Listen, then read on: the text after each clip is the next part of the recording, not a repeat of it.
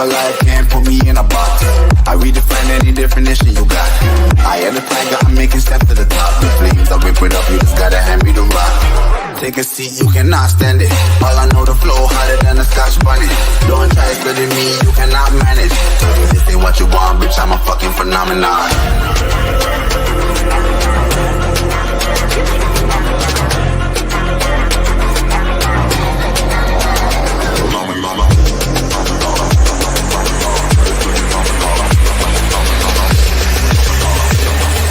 This ain't what you want, bitch, I'm a fucking phenomenon.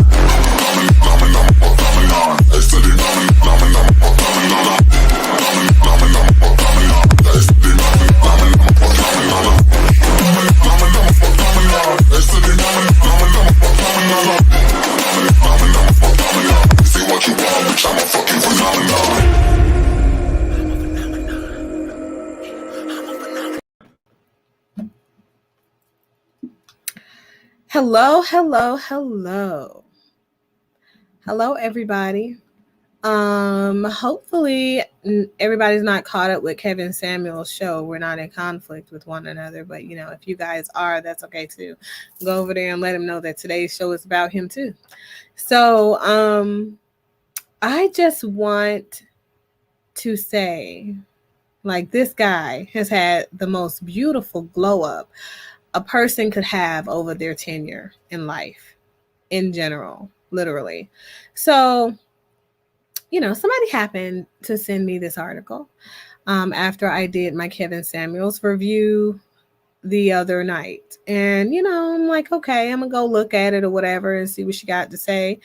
And I took a look and, you know, of course, upon first glimpse at it, I said, okay, well, you know, this girl is upset with him, clearly. And you guys know how I feel about emotional reactivity. Sometimes you got to learn how to compose yourself and get yourself together before you respond to people so it doesn't seem biased, even though it's going to be biased anyway. I make it very, very clear to people that I personally do not have a liking for Mr. Kevin Samuels. However, I believe in giving people their due diligence where it is due, wherever it is, and, you know, allowing their glow ups to be a part of my highlights if I can highlight anything positive about them at all. And so I think that that's one of the points that I remain pretty sound on. Kevin Samuels has a pretty nice appearance now. However, back in 2009, he definitely didn't have all that swagger. But he did a show on Lapeef's network yesterday. Yeah. Yesterday he did it. He appeared on Lapeef's network and he said that, you know, he said it a couple of times. It was definitely a point of contention for him in the conversation. He was just like, you know, it just feels different to be able to go and get some chicken and mashed potatoes, fried chicken and mashed potatoes from someplace or whatever. From which restaurant? A French restaurant. And not have to worry about your card being declined.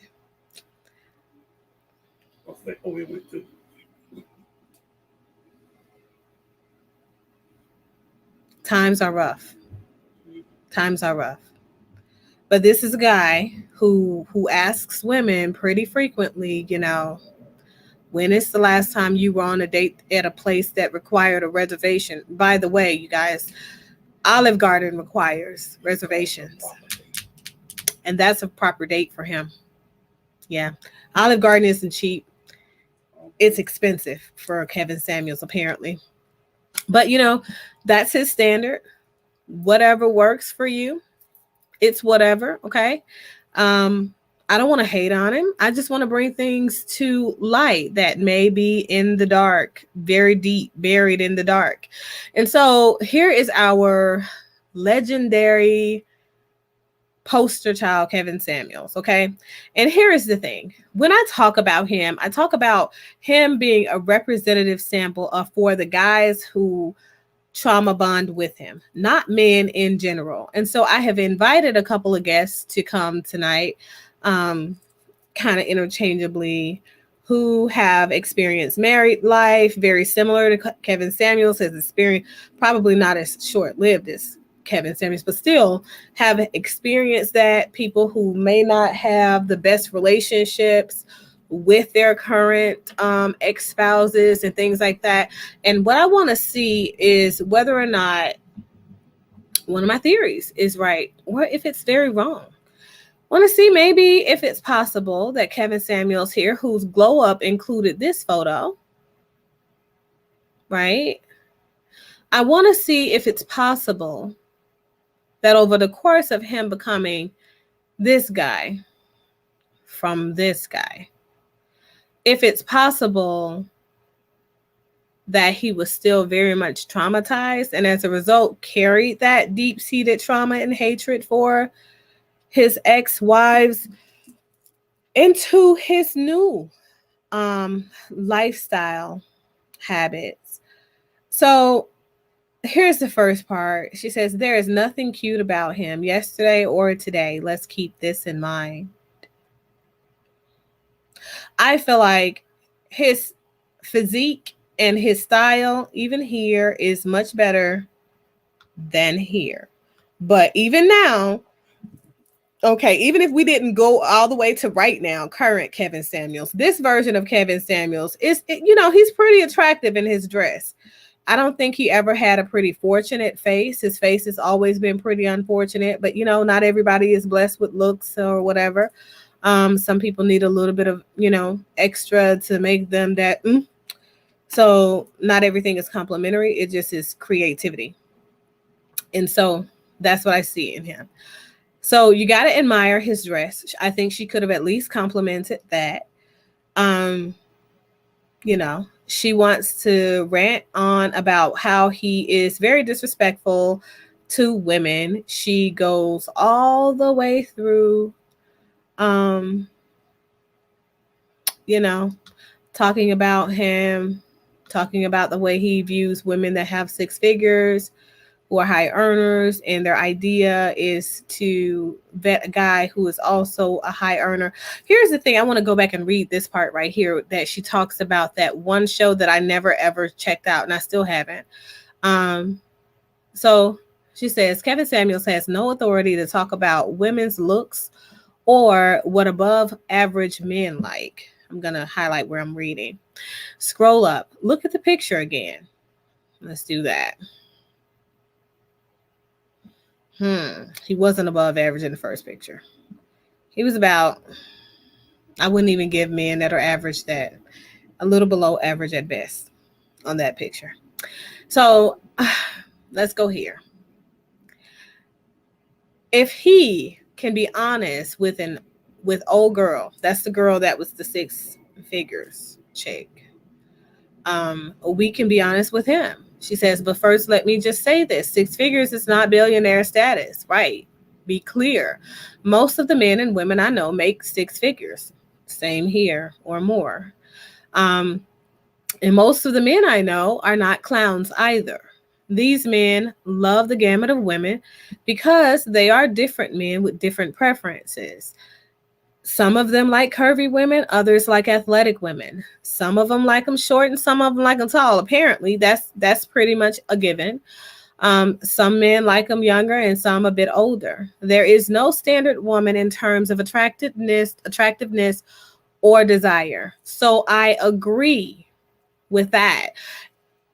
And I've already stated that, women are definitely are entitled to whatever standard it is that they set for themselves, as long as they have realistic expectations as kind of how they're going to get there, And I think that when Kevin Samuels moves to his whole thing about how women are unrealistic in their expectations, I think that he does women an injustice. The other thing that I'm going to bring you guys' attention to when I show the video today is that it's become clear to me that Kevin Samuels sees women in general as objects of sex, right? He sees them as sex objects, and that's pretty much it. That's their usefulness. That's their purpose in life. A woman has no other value outside of that. And he wants to challenge the woman as to whether or not she can have something of true value to add in a relationship where he sees she has no value whatsoever. So that's what I see now, right? Because what I have analyzed from his shows where he says that he's here to receive the information and get other people's opinions, right? And inviting them on the show. Those kinds of shows. I've had a chance to look at the one that I've, viewed with you guys with the, I don't know what she is, blue, whatever. Maybe she's an escort or something like that, sugar baby, something like that. But so I had a chance to look at his demeanor, his behavior, body language, and all of these things during that video. But I also took out some time to kind of observe him in a video that I saw him do either, I think it was day before yesterday. And so in viewing this video with a, average female, making average money with average expectations. And I'm going to display it to you guys. We're going to check that stuff out together. But in seeing that, I saw he has zero respect where this woman is being respectful towards him. When he disagrees, unlike when he was reviewing when he was interviewing the woman who is the sex worker, and the woman who is obviously taking the other guy's money and all that good stuff, when he is doing that to that woman, he's not disrespectful. There are no, terms. He's not slandering her. None of this bitch please that he typically does when he just has these brief moments where he just comes out of character. He's a whole different personality. He's not Kevin, he's Mevin. And so literally he goes into that mode with this young lady just because she wasn't biting his bullet about where the conversation was going. Okay. So we're going to watch this. And of course, you guys know he called her a bitch and some other things, but she just kept going. She didn't even pay it any attention. But my thing is this. So is it the fact that Kevin Samuels has shifted only to the point of him understanding that there are women out here who see themselves valued in the same way that he sees them, as far as their physical attractiveness, their bodies being used and that kind of stuff? Or does Kevin Samuels have a problem with seeing women who reminds him of his previous wives? Maybe. I don't know. What do you think, Urban Therapist? Have you had a chance to kind of listen to the video, watch the video a little bit? You click through? No. Haven't had the chance yet because I was listening to your introduction about Kevin Samuels. Thanks for inviting me on, by the way. You know what? Let me go and click this on camera here so y'all can see me. In honor of Kevin Samuels.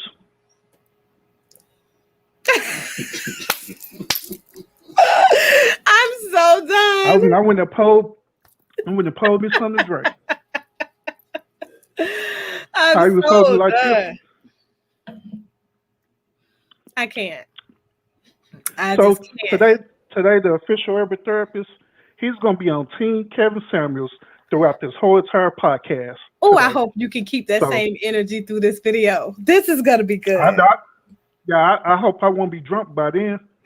Because I don't know what probably come out of my mouth by then. Listen. Kevin Samuels was drunk. And did you guys see that previous version of him?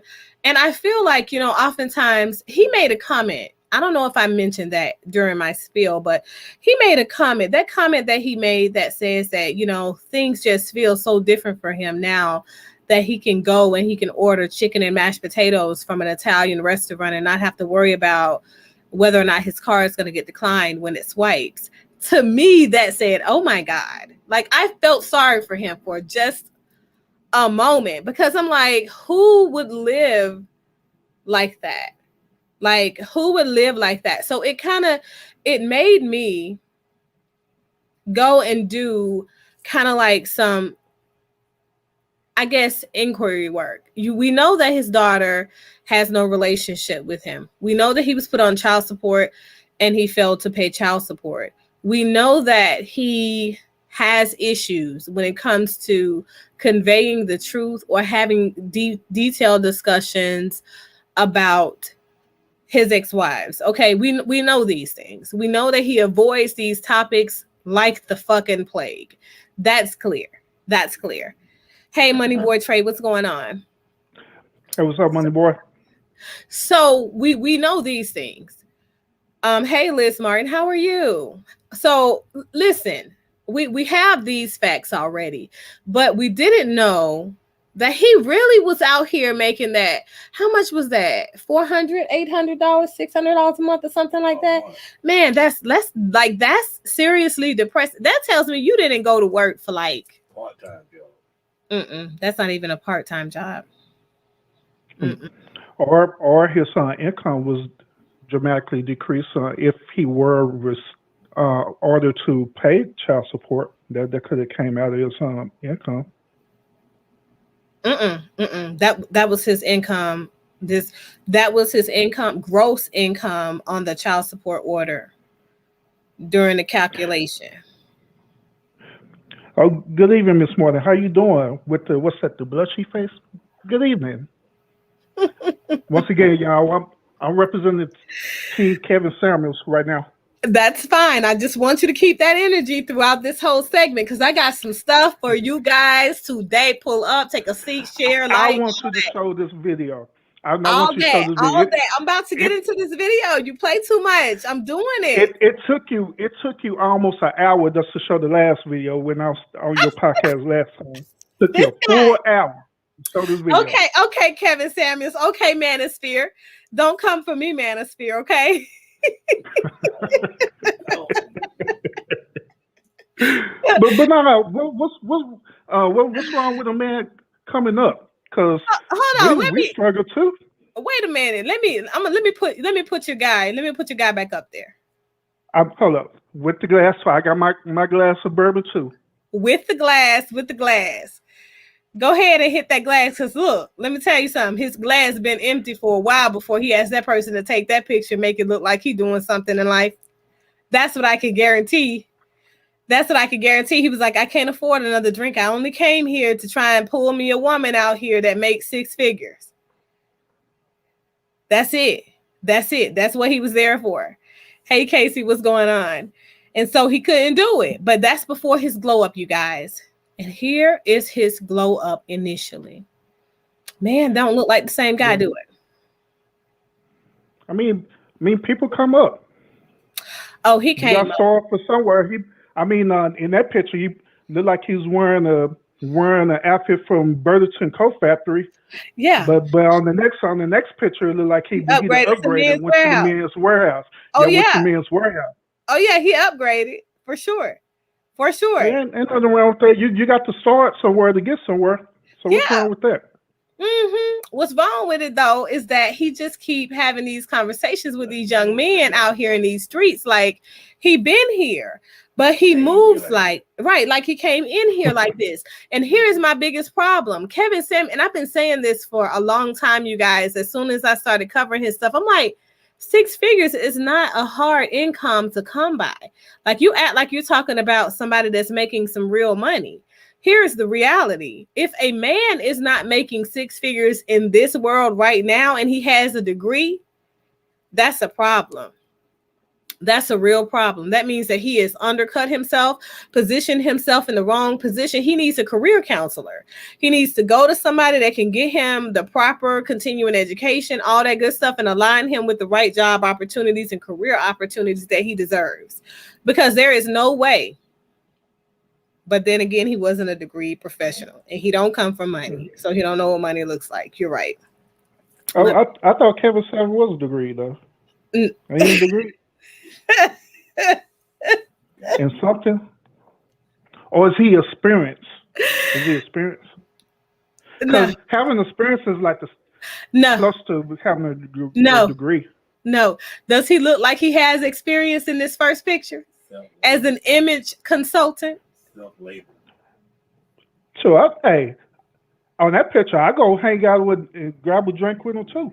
I hope you're gonna bring him a tailor-fitted suit. I hope you're gonna help him with this suit, this casket clean presentation he got, because it's definitely not cut for him. It isn't. It was on sale for maybe $25. Come on, Dr. J. Come on, Dr. J. You know good and well that he's leaning right there on the board. That's why it looked the way it's looking. That whole jacket's too big at the top.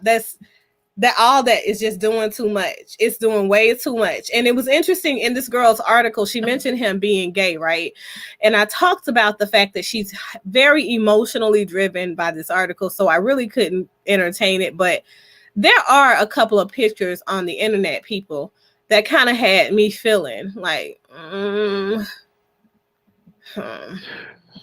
Now, to be honest with you, that sports coat that he wearing, I personally wouldn't wear that. That wouldn't be my style at all. I don't know why he chose that, but let me show you guys this picture that I'm talking about real quick. Why are you trying to find that picture? I want to talk about this girl who decided to make a full blog about Kevin Samuels. She had this much time on her hands to write a whole 2-page essay about Kevin Samuels. Sir, it maybe took that girl 20 minutes tops to get that whole thing done, and she made it on 2 different days. It's not even that long. She tripping. It's not even that long. This one that the essay about Kevin Samuels, like he's a what you call it, dissertation or whatever. Hell yeah, he had dissertation. Right. A dissertation.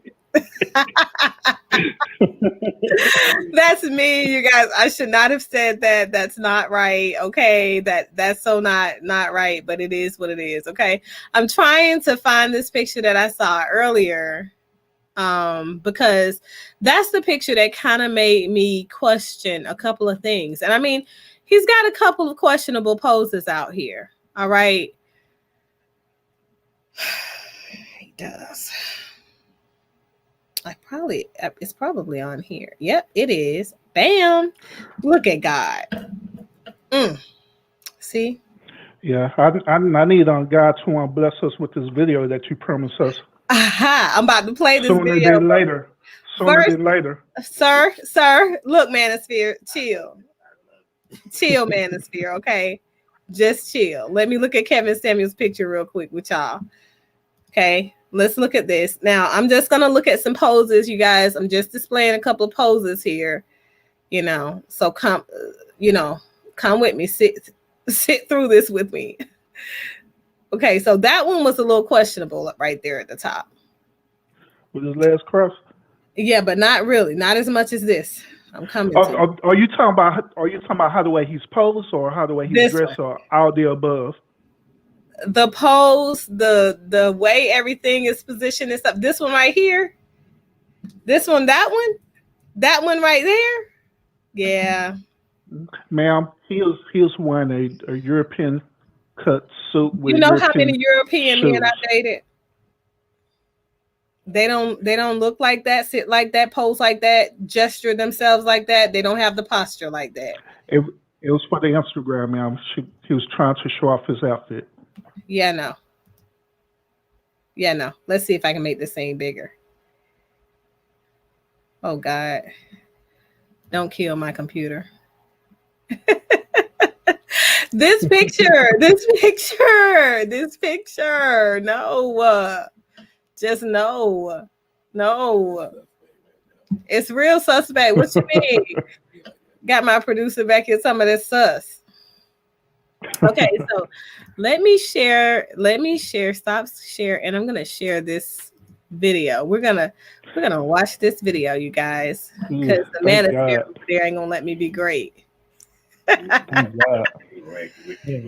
Title: She's amazing. Then why can't she keep a man?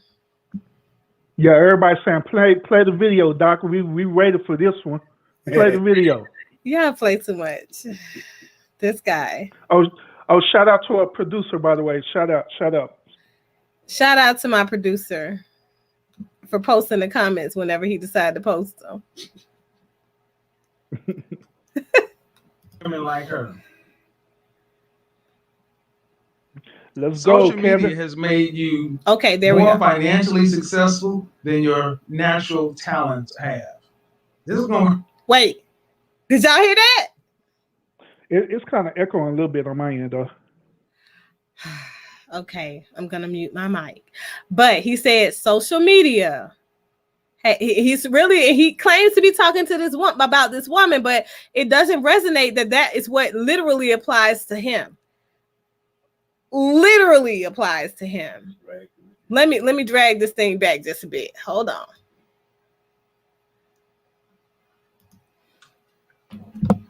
Meaning, I can want a 2021 Lamborghini Countach, but do my finances qualify me for it? Am I qualified for it? If I'm not, it don't matter what I want. You could want to go to Princeton, but are you qualified for it? Doesn't matter what you want if you're not qualified for it. Now, understand, I'm going to be talking to both the men and the women in this broadcast. So you might want to strap in. Might be a bumpy ride for some folks. Because what I'm seeing is a lot of folks, a lot of women talking about they want to be stay-at-home wives and, thinking they're 8s, 9s, thinking they're 8s when they're really 5s. Want to be a stay-at-home wife in one of the most expensive cities in the United States. You want 3 kids, and don't want to have to work to pay significant bills. And I'm like, are you qualified for that? See, here's what phenomenon that's been going on. One of the phenomena that's been going on here lately on my channel. I wake up on any given day and my IG is full. IG, IMs, even emails now with women from around the world basically asking me, hey, Godfather, da-da-da-da-da, and basically asking me, where do I rank? Where do I rank? Where would you rank me? I have a something coming for that. But it's one thing, women, you're ranked by beauty. And beauty is objective and subjective. But I gotta also say, guys, you want beautiful women. I had a guy call in a couple All right, my boy, Kevin. I'm up here defending you now. Don't be stroking your phone like that, bro. You tripping. I'm trying to defend you. I told you. I made this whole night purposely to defend you in the manosphere. I told you. All other nights I've been straight, I'm biased with, but I'm trying to be straight biased with you, bro. You got to help me out here. You got to help me out. Gotta help me out, bro. Stroking the phone, stroking the remote, all of it. Yeah, he was tripping. He was like, what? Mannerism. His man is on the other side of the room. I think this is the room where his man is in the bed on the other side of the room. I don't know. You pulled the video up where when it malfunctioned and y'all still talking about some man in the bed in his house? The man was in the bed. That was not Zoom. We saw Zoom with Blue Girl. Okay. We saw what the Zoom screen looked like. That wasn't the camera flipping. It was cameras. The man was in the bed. The man was in the whole bed. The whole bed was the man. The man and the bed were together in the same place as him. Yep. Not Zoom. Mm-hmm. Nope. So this dude had a whole camera in his room purposely, and he just so happened. He purposely. No. You saw how he was stroking that phone just now and then set it down and all that good stuff. He got too many gadgets up here that he playing with. So when he went to clicking and playing with these cameras and everything, he clicked the camera in the wrong direction. And it why would he have that? If that be the case, why would he have that particular camera hooked up to the room to begin with? He took those other pictures. Knowing good and well he's going to be on his panel and stuff. Because he took other pictures from that same camera. That's how we knew. Look at Tanya TKO's video. Now, I am no way promoting Tanya TKO and her mess. But the girl did Look. her due diligence. When I tell you, she made sure she covered all the bases before he even told that lie. If you sit up here co-signing Tanya TKO, I can't. then that's an issue. I can't, but I can definitely co-sign the work she did on that video. She went and she did the scrub. I think she missed 3 hours of sleep. Telling you. It was pretty thorough research. The whole man was in the whole bed. It's no getting around that, Kevin. It's no getting around. And then the worst thing that made him so bad is that he danced around the answer, and then he used the same lie she said that he used. So it was just too much.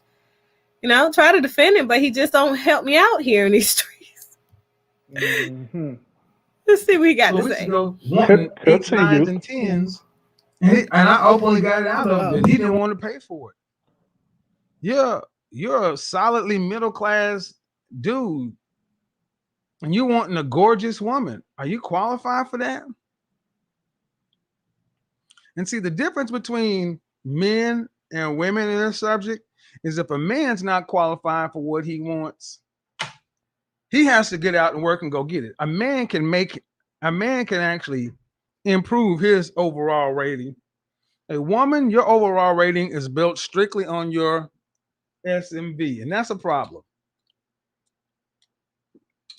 That is a problem because increasingly today, that's what I forgot. I forgot my straw. Women are outpacing.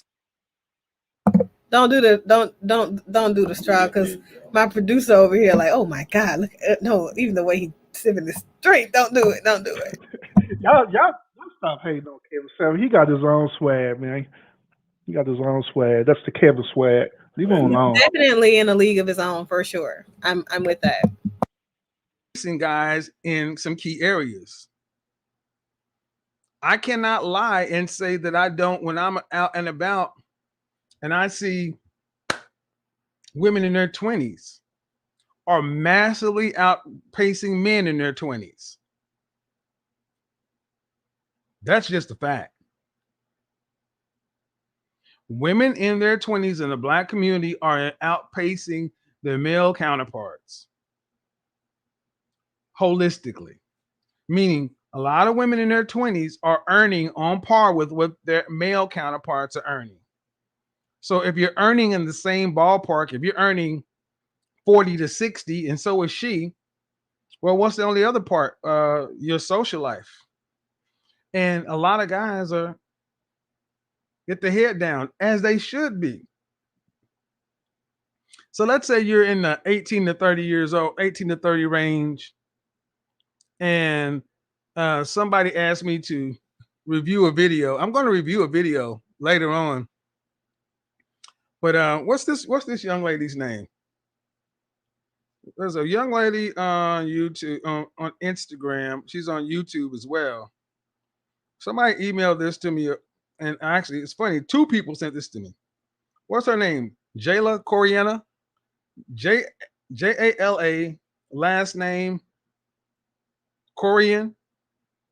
Jayla Corian. And she made a video talking about dudes can't afford me.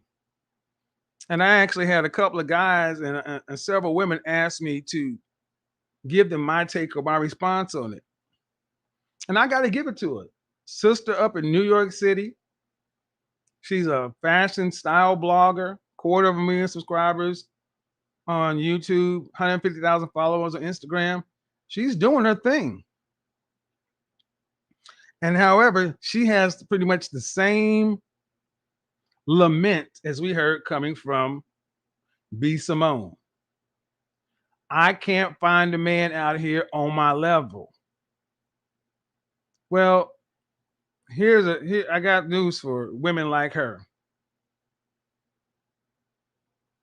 Social media has made you more financially successful than your natural talents have.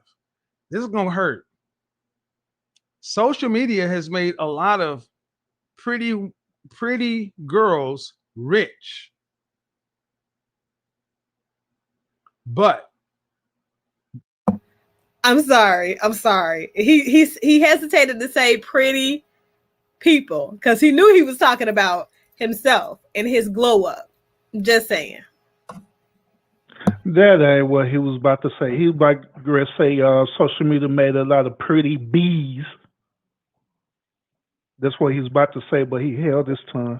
He I got you, Kevin. I got you, He bro. was gonna say I got pretty you. people. You don't see his head. He's talking about himself. He's like, this social media made me rich. I was broke, divorced, sick, all that, and now I got money.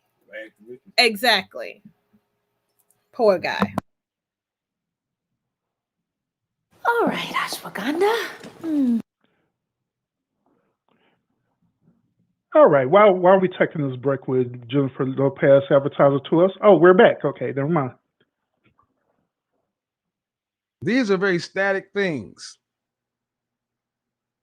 Are you too good for men or women in your range? Let's talk about something else. For the show enough bona fide high earners not rich yet, the show enough bona fide Henrys, Blue Henry, Blake Henrys, the people who have the work and the resources, the money and the accomplishments to show for it. It's your time to shine because today it's gonna get real. Henrys don't date. Don't, ladies, I'm gonna tell you right now, don't, if you want to be today's women, if you already got something, don't date potential. If you're already if you already are at your level, it will be foolish of you as a woman to date potential. The problem is you're going to have to completely change what you think is in your range. Let's take that young lady I was just talking about, 26 years old. If you're dealing with, well, my dream guy, you know, he was an asshole. Well, guess what? Your dream guy is an asshole. You don't get to be a millionaire without being a multimillionaire by being a nice guy. Hashtag Millionaires Club. Look, you don't get to be a millionaire by being a nice guy. Successful men are assholes. Your dream guy is an asshole. Your dream guy is also much older than you. You guys out there saying you want a feminine, beautiful, inspirational, submissive, cooperative woman, I hear you. But you got to show your work. This is the time you got to show your work. O'Shea's in here. That's why I wish O'Shea would walk around with his damn resume tattooed on his head. He should walk around with his body covered with his accomplishments. Because that's what you, why? Because that's what a woman that's going to get him is committing to. Guys, you want a woman to commit to you, be feminine, submissive, all those things, then you got to let her know what she's committing to. What is she committing to? And it can't just be your words. Can't just be no game. Because again, we're not, this is business. If you got a straight up bona fide fine woman, beautiful woman, pretty beautiful or gorgeous woman, there's no way in the hell she should be dealing with anybody on potential. She has a short window and she should be making the best deal she can make in that short time frame. No potential. Straight facts. She got to know what she's committing to up front so she'll know what her role is in that. And the only way that she can know what she's committing to is you have to actually have a program or a plan. See, I know the women in the chat room gonna be like, yeah, that's what I'm talking about. Henry. Oh, okay. But see, understand something. A man who's doing that,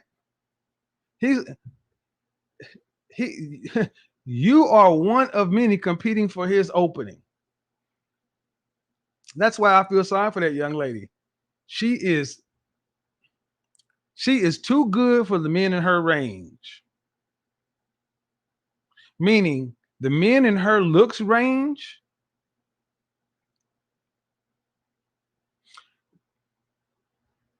don't out earn her. This is what the problem with the K. Michelle, Jill Scott's. Look, when you start getting entertainment influencer money, that's different. But what about the people right there in the middle? Are you too good for the men in your own range? Well, that's the if so, if you think you're too good for the men you actually qualify for, that means what? What you gonna do?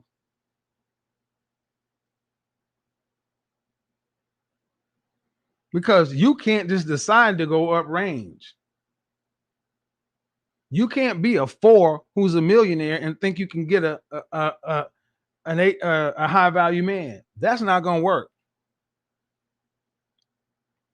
See, this is why I got to get right down to it. On both sides, a man has to have his work, a woman has to have her work. This is when you have to get very real about who you are, what you bring to the table, and what you can get for it. This is the open marketplace. You can put whatever price you want on yourself, but if the market doesn't buy, you're mispriced.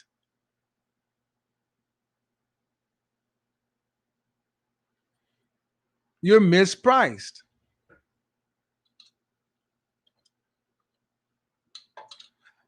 How many women today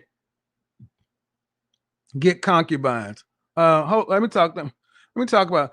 Let me go ahead and dispel this. I hear a lot of guys who are middle class guys talking this polyamory, poly this, poly that, concubine, this and that. Y'all really need to knock this stuff off. This is a juvenile fantasy. Yeah, it's barbershop talk. Yeah, it sounds good. But bruh, if you're making $50,000, $60,000, $70,000 a year, you ain't gonna have poly nothing unless your girl's name is Polly. I need to just stop talking about this stuff, man. You don't have the money, the resources, the connections, the gravitas. You don't have anything that it takes to make that many women commit to you. Knock it off. It requires a man of substantial gravitas, not just a good mouthpiece game, not just a good bedroom game. You're gonna have to have a lot.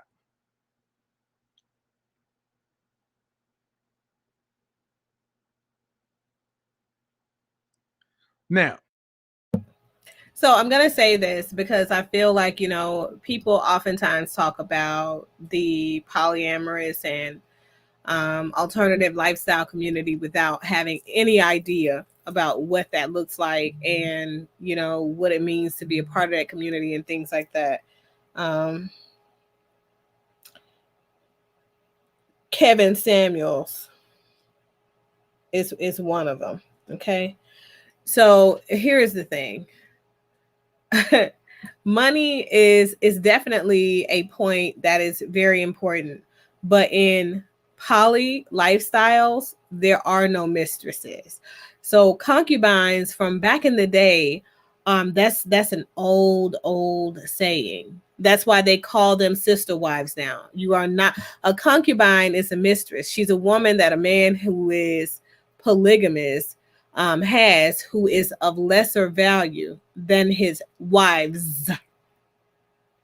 So that man may have wives already, and then he may be given a pass because these wives are attending to new babies.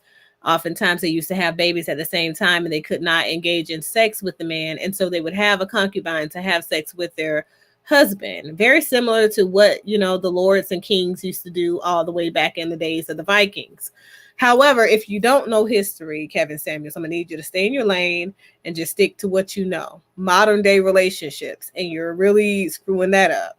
So the reality is this. In polyamorous relationships of modern day, the relationships still look very similar. However, polyamorous relationships have now, in Western culture, also shifted to more polyandry instead of just polyamory, with males leading the game, with polygamy being the point of contention.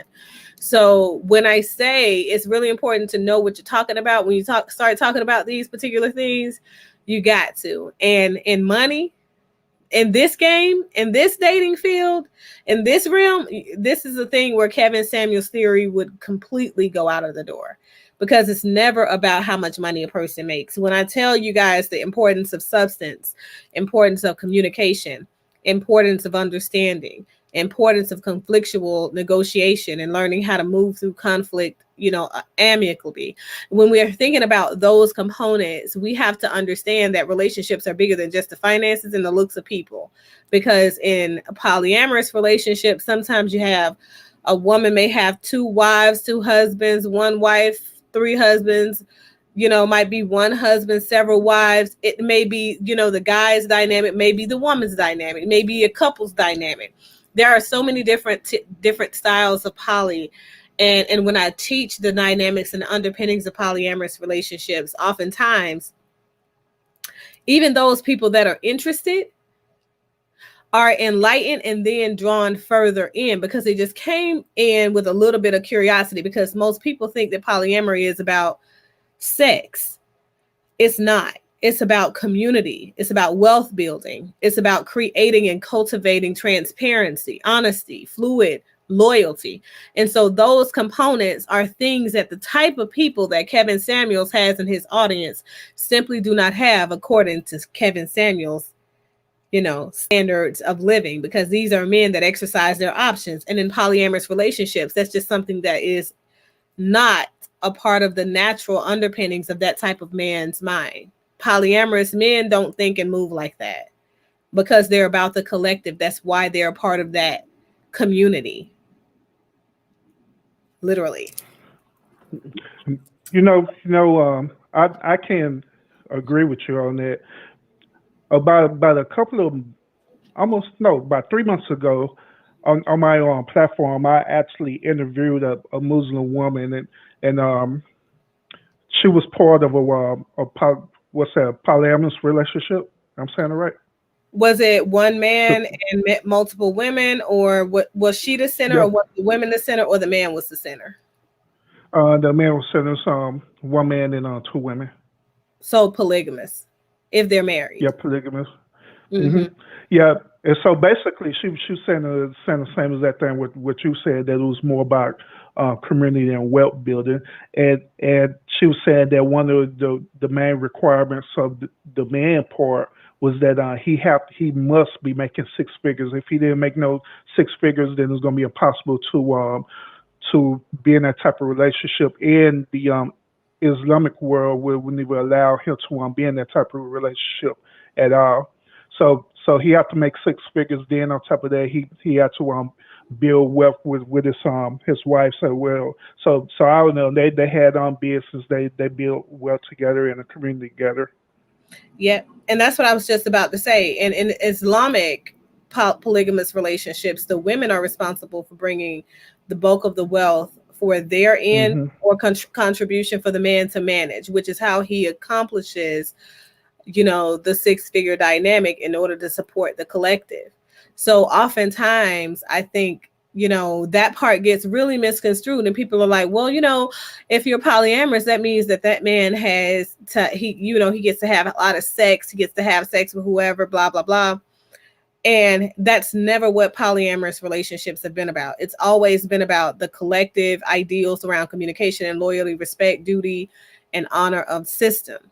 And so that system is everything for them. And the looks are definitely not important, because looks grow old as people do. The problem that I think Kevin Samuels has is that he is so immature, because during the infancy of his growth into adulthood, his identity crisis was traumatized by being rejected by these women that he tried to tether himself to, tried to be married to. And these women would not see his vision, give his vision, render, money towards his vision, because then you started having kids, dude. You have somebody else's vision to be responsible for. You know what I'm saying? So you want to be out here doing gig work here and there, working a couple of hours here and there, and you got a whole child to take care of? What is $800 a month when your wife is struggling and she's only making what, 24? So two grand to three, $2 grand to $3 grand a month is what she was making. At the lowest point, I think it was 28,000. But I think that we have to realize, like, if that's all you're bringing in, if that's all you feel like, you know, ended your marriage, just your money alone, you didn't take the lesson from the experience of you being divorced times two. Your lesson should have been, there is something about me, there is something about the way that I move, the way that I am as a person, that ran off two women.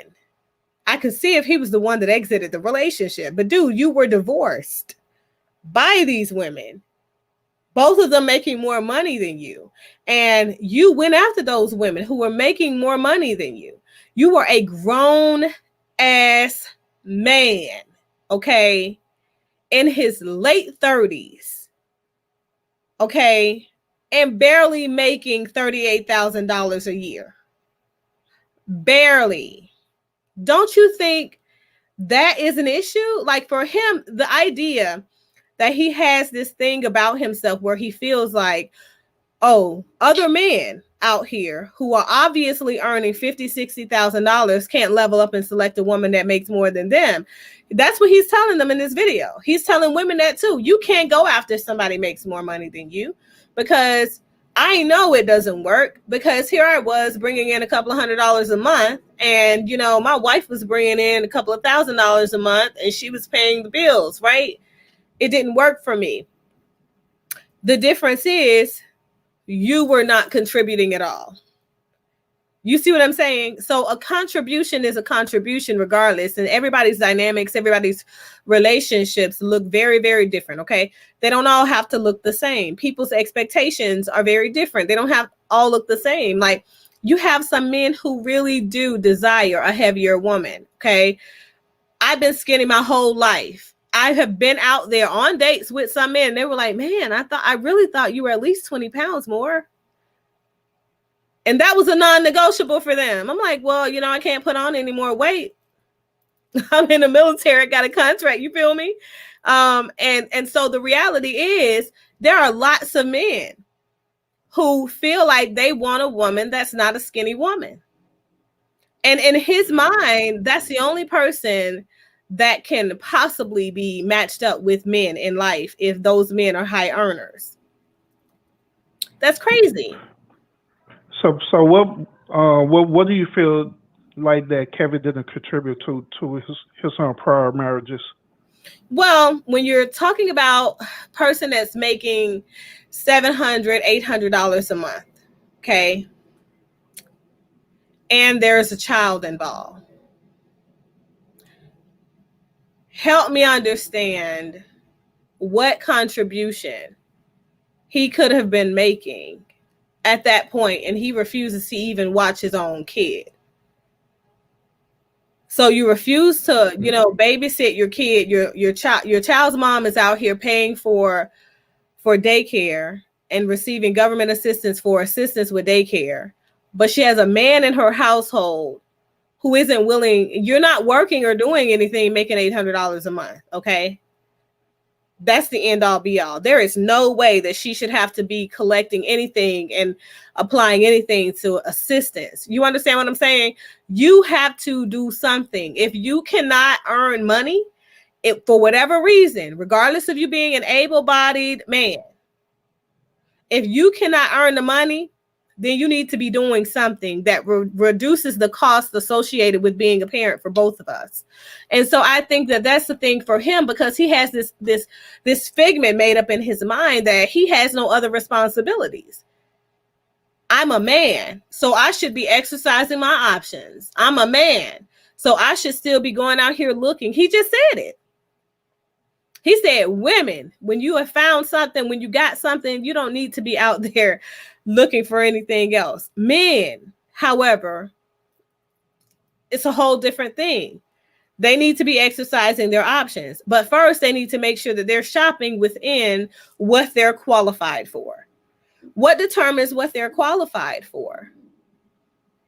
If you're a middle earning man, he said he's basically saying that in his experience, he's learned that, and he wasn't a middle earning man. So I don't even know why he feels like he's, you know, even qualified to speak on that piece. But okay, I'm going to entertain it. By the time he became an older man, he was a middle earning man who wasn't making any money whatsoever. And maybe he realized that all the women were out of his league too. Who knows? So for me, it's the fact that he didn't put any effort whatsoever forward to alleviate the financial stress of the woman that he was in a marriage with. Because of that, it's just crazy. So Liz says the thing that kills me is most women will cut men a whole lot of slack before they get fed up and get rid of the man. And I feel like she definitely cut him a little slack. I wouldn't say a whole lot because she wasn't married to him for 2 years even. What was that?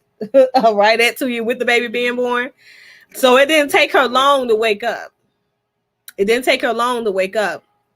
She woke up fairly quickly. And I feel like we have to understand the fact that you have to do your due diligence as men. As men have to be out here. If you can't work, disability whatsoever, you have to bring something into the relationship. What's interesting to me is that Kevin Samuels has these conversations and asks women, well, what are you bringing to the table? Like, what you got that you bring into the table that makes you qualified for this high earning man? And the moment the woman says, well, I make 6 figures, he's like, nobody cares about your money. Nobody cares about your money. Who cares about what money you make? You want a man that makes 6 figures. What are you bringing to the table? So we both make 6 figures. Let's be clear. That's what I'm bringing to the table. The fact that we both make 6 figures. And that's a standard.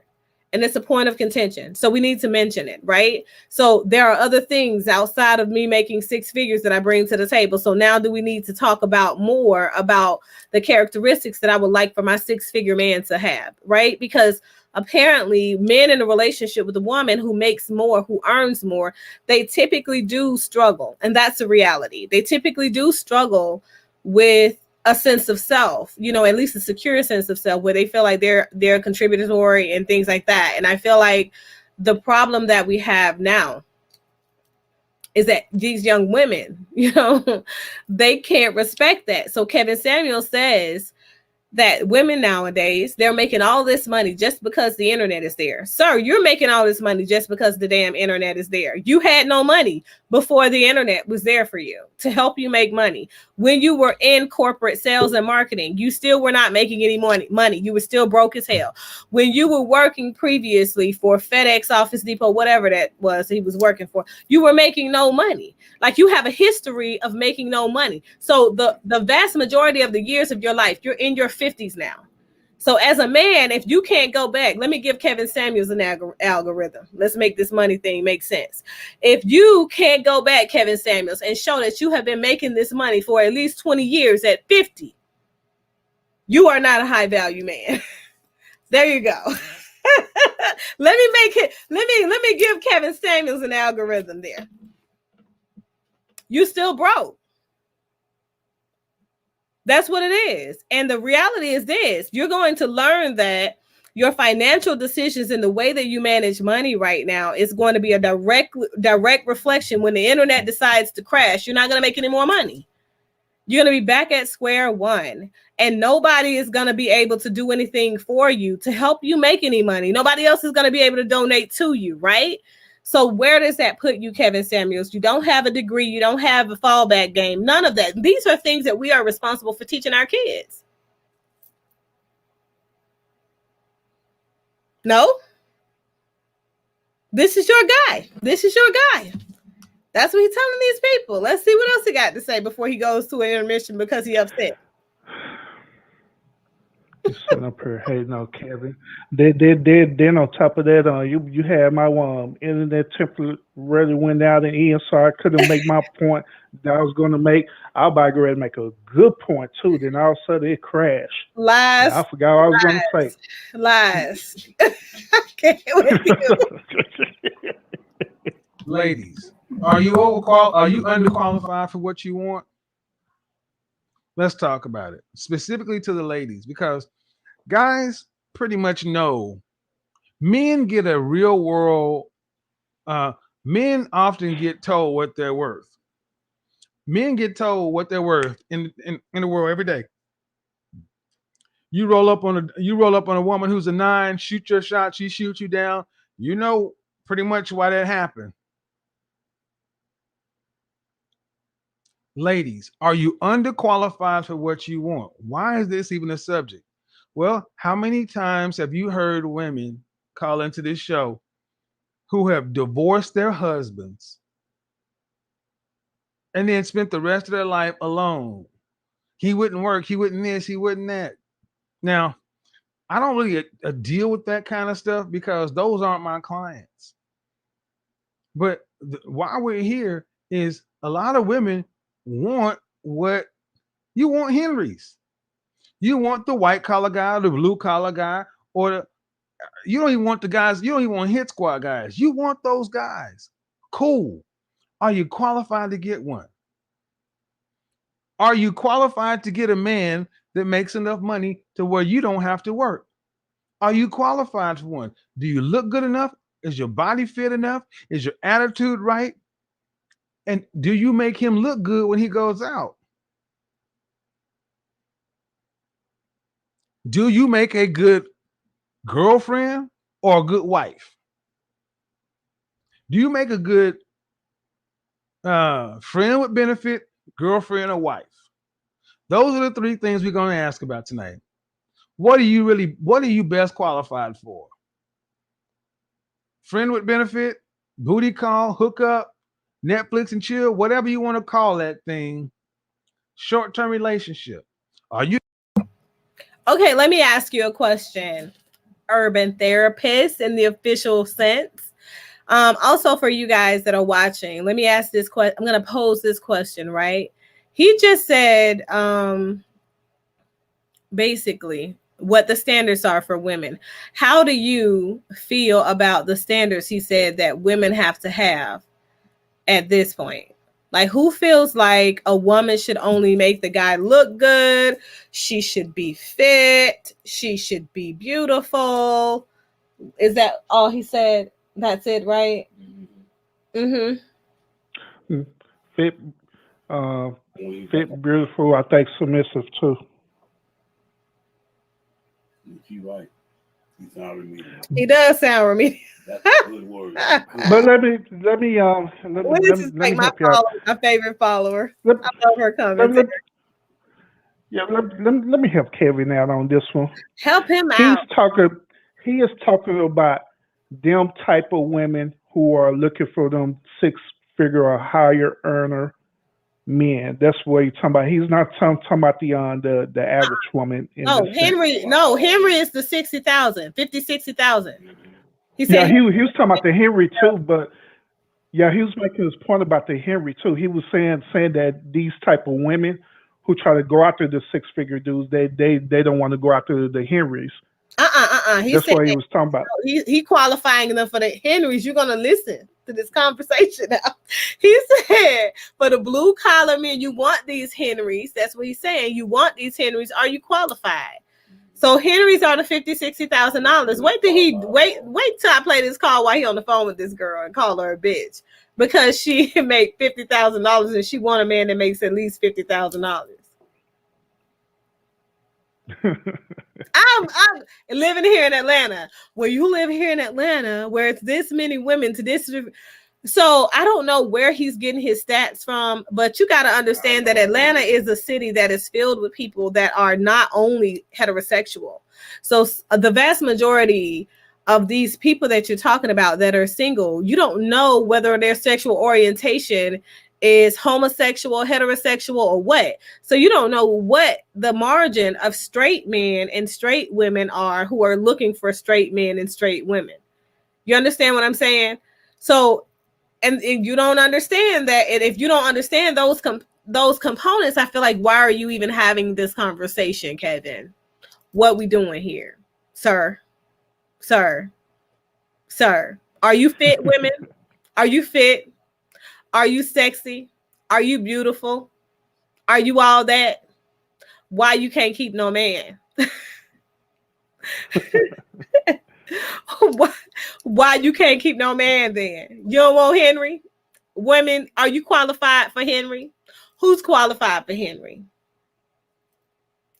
So done. Let's go. You a better I don't even want to call it short-term relationship because that's not it. Short-term relationship implies dating. Because see, men over here, Henrys date properly. Folks in the middle, no more dating. Henrys date. Dinner dates, that kind of stuff. Yeah, we date. Henrys never stopped dating. Guys call themselves Henrys and they don't date. I question whether or not you are Henry. I need to sit down and talk to you a little bit. Because see, a lot of guys can call themselves something. But unless the rest of the men who are in that group say that's what you are, you ain't it. You can call yourself that, but it don't count that way. Okay. Dude, you better not ask me a question about that because I don't co-sign that part. Play the video. He said, "Play the video." Play the video. Don't you dare ask me that question. You can call yourself something, but these men out here got to approve of who you are. Urban therapists, these men, you need external validation to have a secure sense of self. That's why I say I don't co-sign that part because I don't. Hold on, I'm getting on camera. Look, I don't co-sign what he just said right there. All right, that is no reflection of the official urban therapist. All right, because I don't need no validation from no men. Man, where's the men here tonight? They over there on Kevin's channel. Somebody go tell them to come over here. I'm talking about their guy. What's wrong with them? They supposed to be out here defending the Kevin Samuels out here, you know?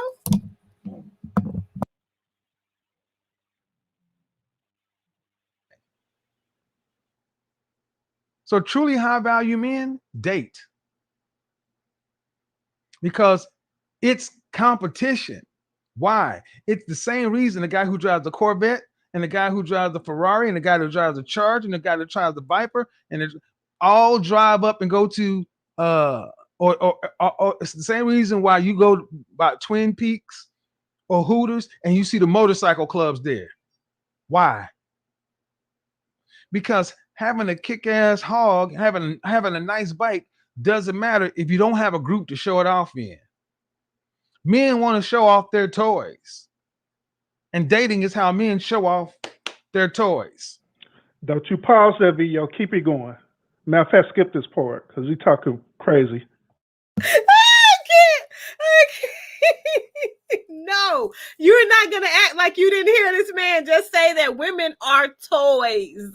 Women are toys to be shown off, and that's it. Have no purpose whatsoever, no value outside of being shown off on her man's arm to other men because you're trying to get validation from men. So men can say that you are straight.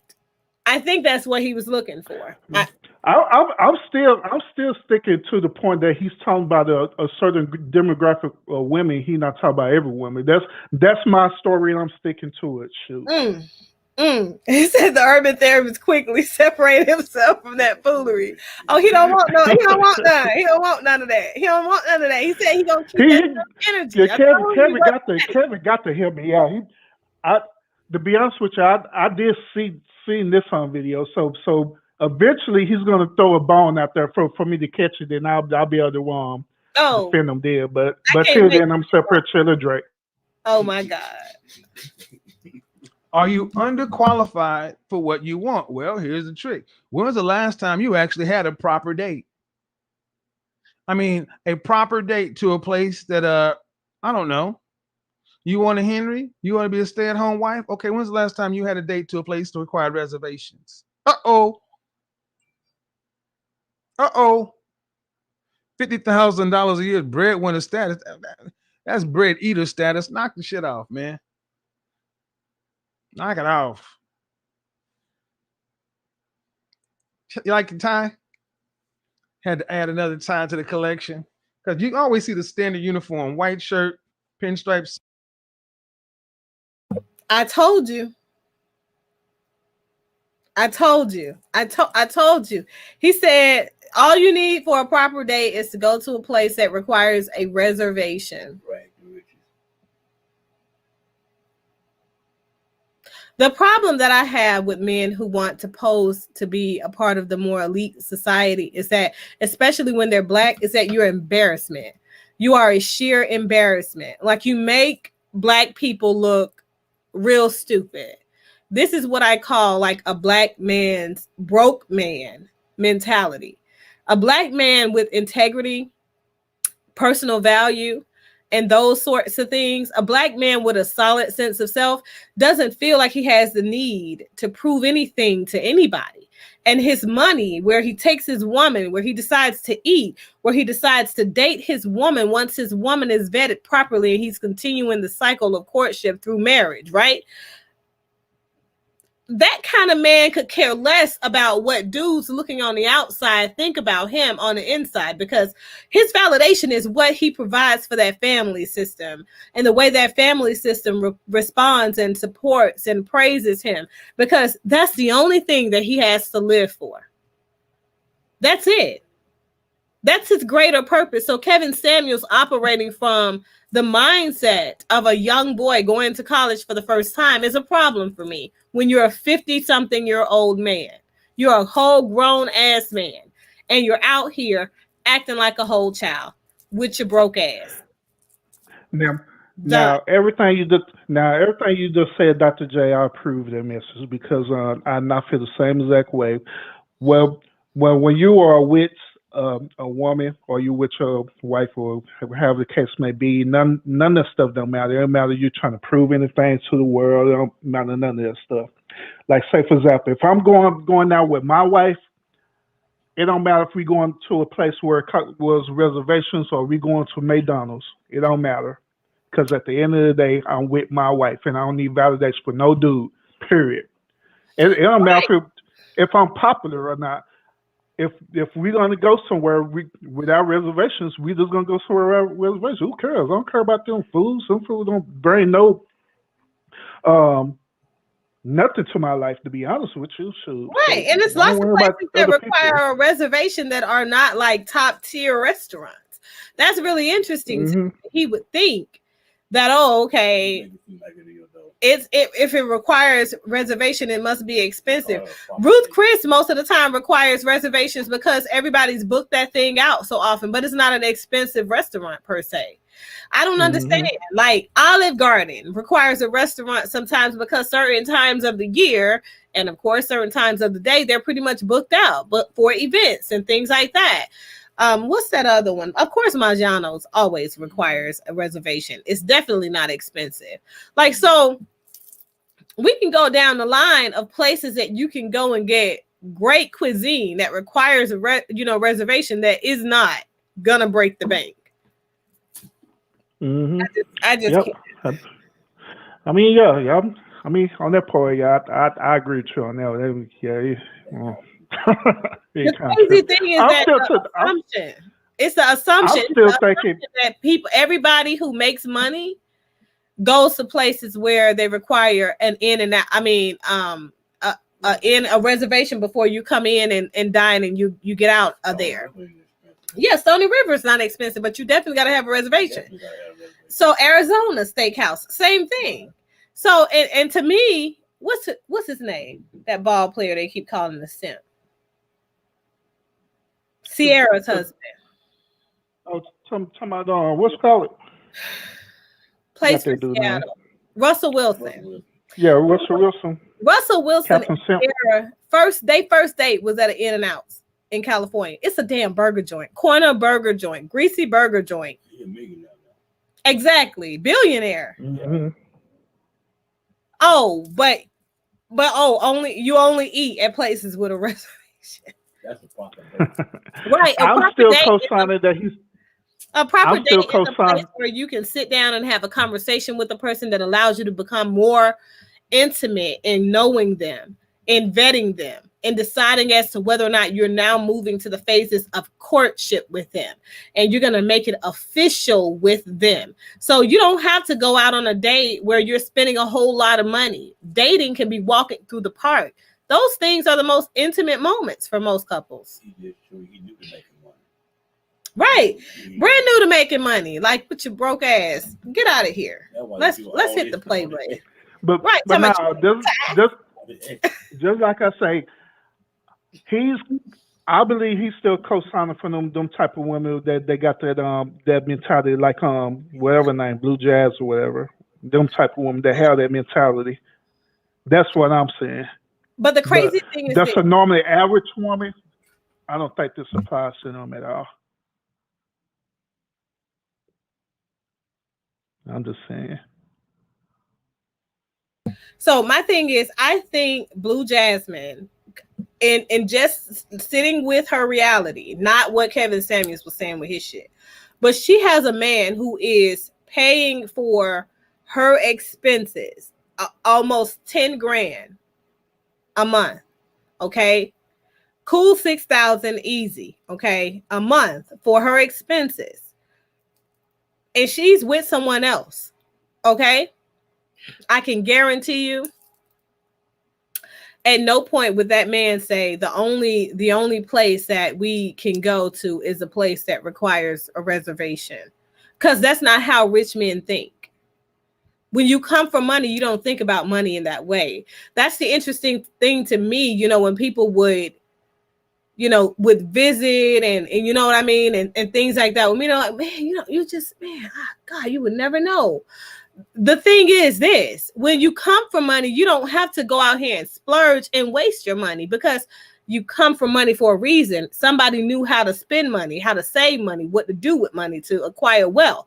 So those things that really will not play a part in you maintaining your wealthy lifestyle, you're not going to partake in those things just to show off anything, because who do you got to prove something to?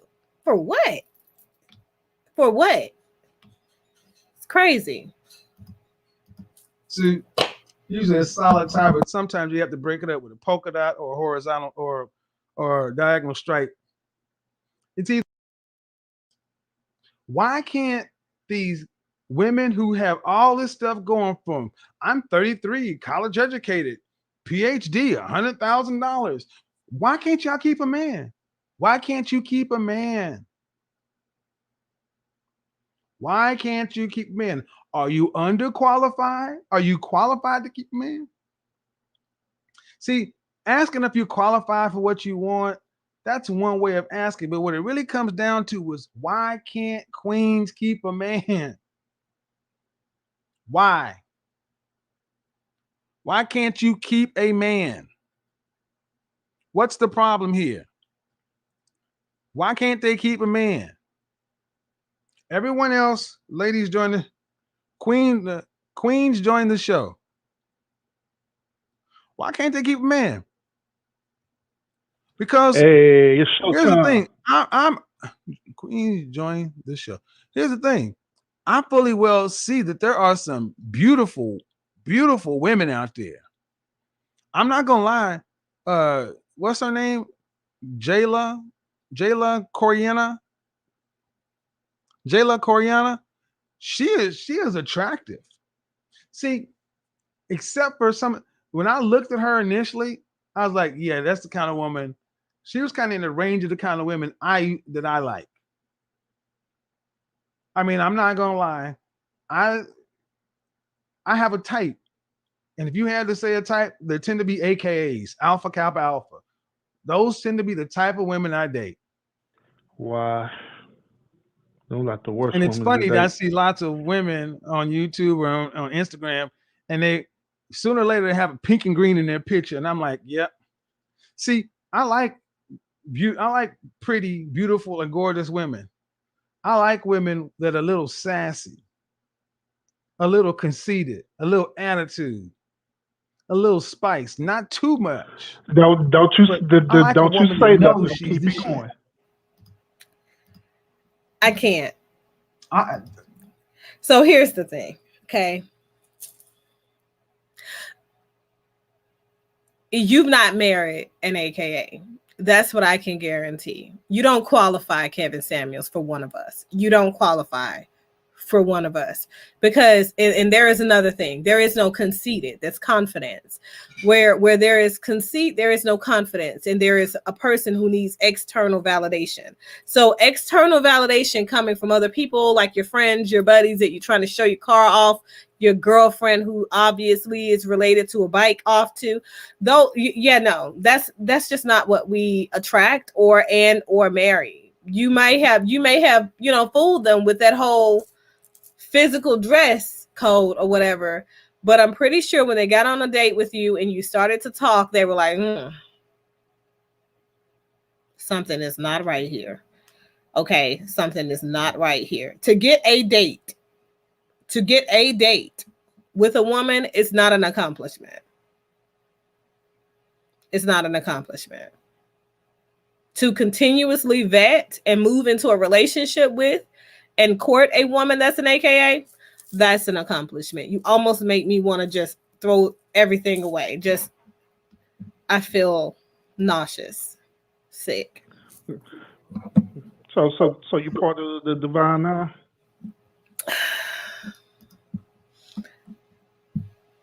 I know that you noticed when you came on this channel. I know that you noticed all over my social media. I know. That it is lit with pink and green. I know that you noticed that. I know. Know that you noticed that. Just But shout out to the AKAs though, and everybody part of the Divine Nine.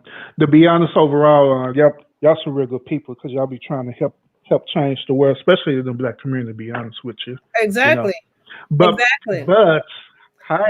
however, when I was dating in the dating market, when I was dating AKAs, y'all had a little bit too much sass that I just couldn't handle it. I ain't lying. It's a little bit too much for me. For my taste. We're leaders so that we can lead by example and we can build the world so that people can have stability in a world that is filled with chaos. And that's a necessity. We need to help people find the better components of themselves so that they can interact in a more meaningful and more purpose-driven way. So, you know what I mean? Sometimes it's easy to be distracted, and not know what you got going on in the personal life because you're so vetted to some other things. And some AKAs, it takes a little bit of time and maturation to figure out what it is and what direction it is that she would like to go in life. So it is what it is. Well, Dr. J, it wasn't that because every AKA that I came in encounter with, there's some really good people, very exceptionally brilliant. That's right. It is that our energy doesn't match. We was on two totally different wavelengths, the ones I came in encounter with. But other than that, the real good people had great conversations with them and everything, beautiful, but our energies just didn't match. And that been my experience where, that's I'm talking about for us trying to date AKA, that be my personal experience. But for us being friends with AKAs, oh man, yeah, y'all cool. Yeah, we're solid people. What you mean? We're solid people. We're the most solid people on earth. Just let me hit play and skip this part because I can't be vomiting on my carpet here. I am a strong-willed, strong personality man. What do you mean? What do you mean you're over the hill as far as?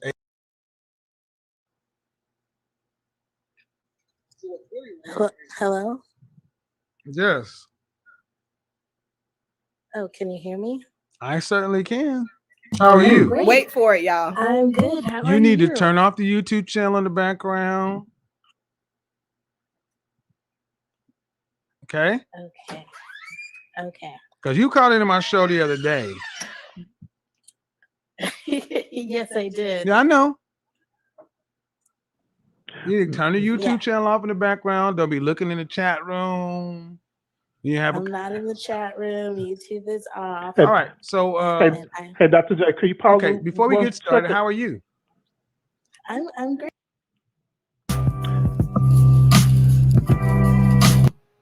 Okay. You went to a whole nother video.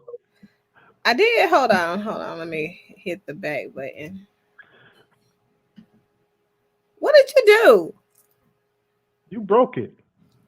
Hold on. There it is. Is it that right there? She's amazing. Yeah. Yeah. That's her, by the way. You did. Yeah, I know. All right. All right. So All right. By the way, well, what I need you to do, Dr. J, I need you to hover your mouse over there and go ahead and subscribe to Kevin Samuels' page and stop being a hater. Am not, will not, Support won't do it, support our black can't do men. it.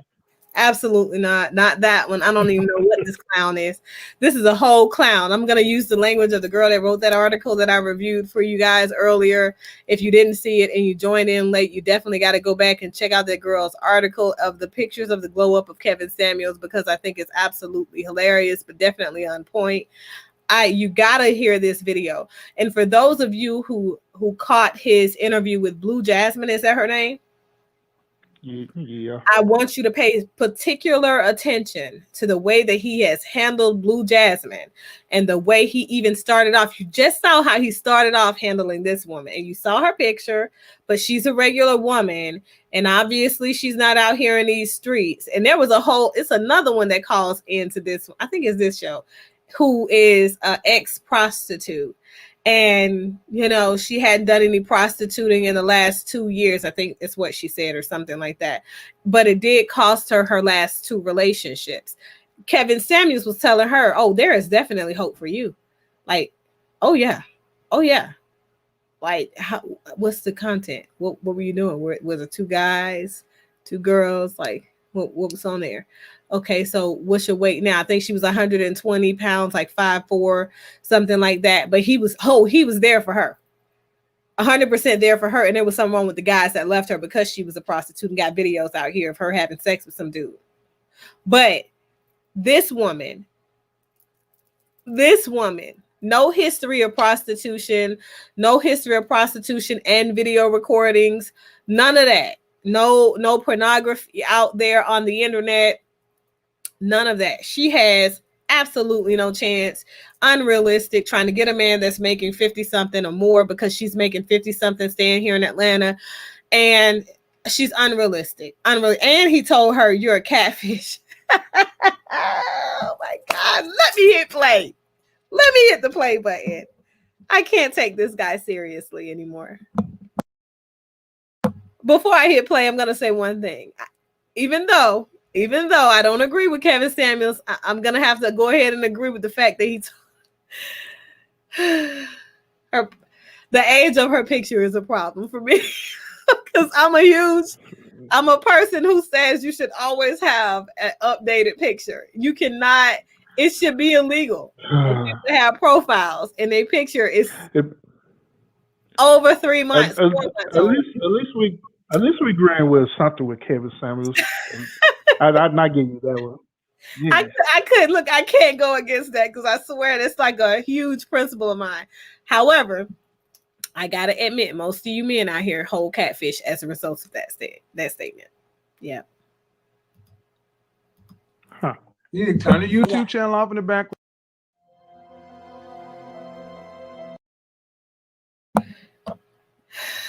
Okay, so I'm waiting on this. All right. Yeah. I'm not in the chat room. YouTube is off. All right. So okay, before we get started, how are you? I'm great. Good. I'm great. How are you? I'm well. And how old are you? I'm 45. Okay. Why can't you keep a man, or why can't you get a high value man? After listening to your show, I just realized I'm pretty much over the hill. I am out of this game. What do you mean? I don't know. What do you mean? What do you mean you're over the hill? As far as age? Yeah, the age. Okay. And then I heard your other show the other night about single moms. I am a single mom. I'm a widow. Okay. So I don't know if that makes any difference, but I am. It does. In fact, a single mom. How long have you been widowed? 7 years. Okay. So did you go to college? I did. Okay. 45. Would you classify yourself as a feminist or a womanist? I'm not really sure what either of those terms really means. What do they sound like? What do they sound like they mean? Well, feminist sounds like the women from the 60s who didn't shave their armpits. And a womanist, I'm not really even sure what that means. That's a new one, right? That's a black woman. Hold on.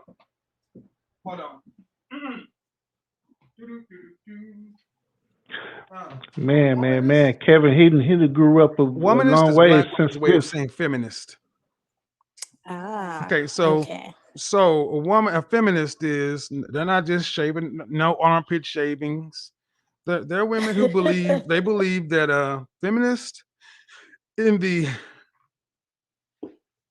conversational sense believe that men and women are equal. That men and women Uh-huh. should be men and women should be paid the same amount. Uh, believe in basically basically all the new social engineering things post 60s. Your body, your choice, no fault divorce. Um, however, Mm-hmm. women like that also tend to want men to still be traditional men. But the Right. first part, I am woman, hear me roar. Are you more in line with that, or are you more in line with June Cleaver, Leave It to Beaver, Stepford Wife? I mean, be honest. I don't really care. I just need to know. I'm more on the fix a plate for your man side than out there burning bras. Okay. So if how old is your child? I have two. I have a 7-year-old daughter and a 9-year-old son. Okay. So wait a minute. You start having your children late. Yes, I did. Why'd you wait? I Why had did so? old eggs. Why'd you wait so long to get married? Uh, it really did take me that long to find the right guy. What do you mean? It took me that long. Well, I mean, We had to. but you're not the one that finds guys. See, No, that's what I mean. Were you raised with mom and dad in the household, or just mom? just mom. Okay, let's get right to it. We're roughly the same age. Women who marry late, raised by mom, you weren't really raised to be a wife. You're raised to take care of yourself and not depend on no man. I mean, you got to be a man basher, but you're not. Women of our generation were not taught to look at men as requirements. Men were optional. Right. That's feminism. Okay. Because you got married at what age? I think I was about 36 or 37. You don't remember? I'm bad with years, but yeah, Okay. 36, 37. Okay. Did you pay for the wedding, or did he pay? Who paid for the wedding? We did, and our family did. Okay. I laugh because women see girly women remember things like that. Oh, I'm not like that. I was all about let's spend as little as we can on the wedding, I and didn't ask. I I, just asked how long. No, I didn't ask about the wedding. I'm talking about the wedding date, the sentimental part. oh, okay.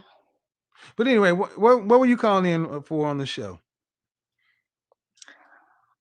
Just to get your advice for me, for someone in my situation. I'm 45 years old, widowed.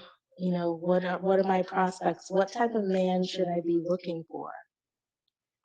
Okay. I don't know. I don't know. I mean, Well, no, I heard, there's the high value man, and then I heard your other show about blue okay. See, at collar 45 men. years old, ma'am, you should know what you want. What do you want? Okay. What do I want? I want a man that's close to my age, who's like into doing stuff and going out and, doing cultural type stuff. What year were you born in? Museums and What year were you born in? what was that? What year were you born in? 75. You don't talk like a 40. 1975. You don't talk like a 45-year-old woman. I don't. No, I feel like I'm talking to a 20-year-old. Oh my gosh. I'm asking a fully grown woman, what do you want? And it's like you're struggling to tell me. You're a married woman and a widow with 2 kids. You should be fully grown and be able to articulate what it is you want, what fits you, what you need for your kids and the rest of your life. You are almost 50. Oh my God. What does God have to do with it? All you need is a clock and a calendar. What the hell are you talking about?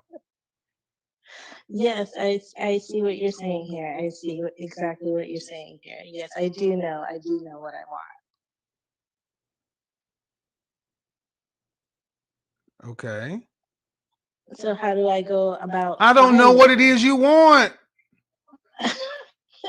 All right, lady. Okay. Seriously, want a ma'am. I'm man- seriously, ma'am. I'm about 2 seconds away from putting you off my channel. Are you trolling me or are you being serious? I'm totally being serious. Well, if you're totally being serious, this is pathetic.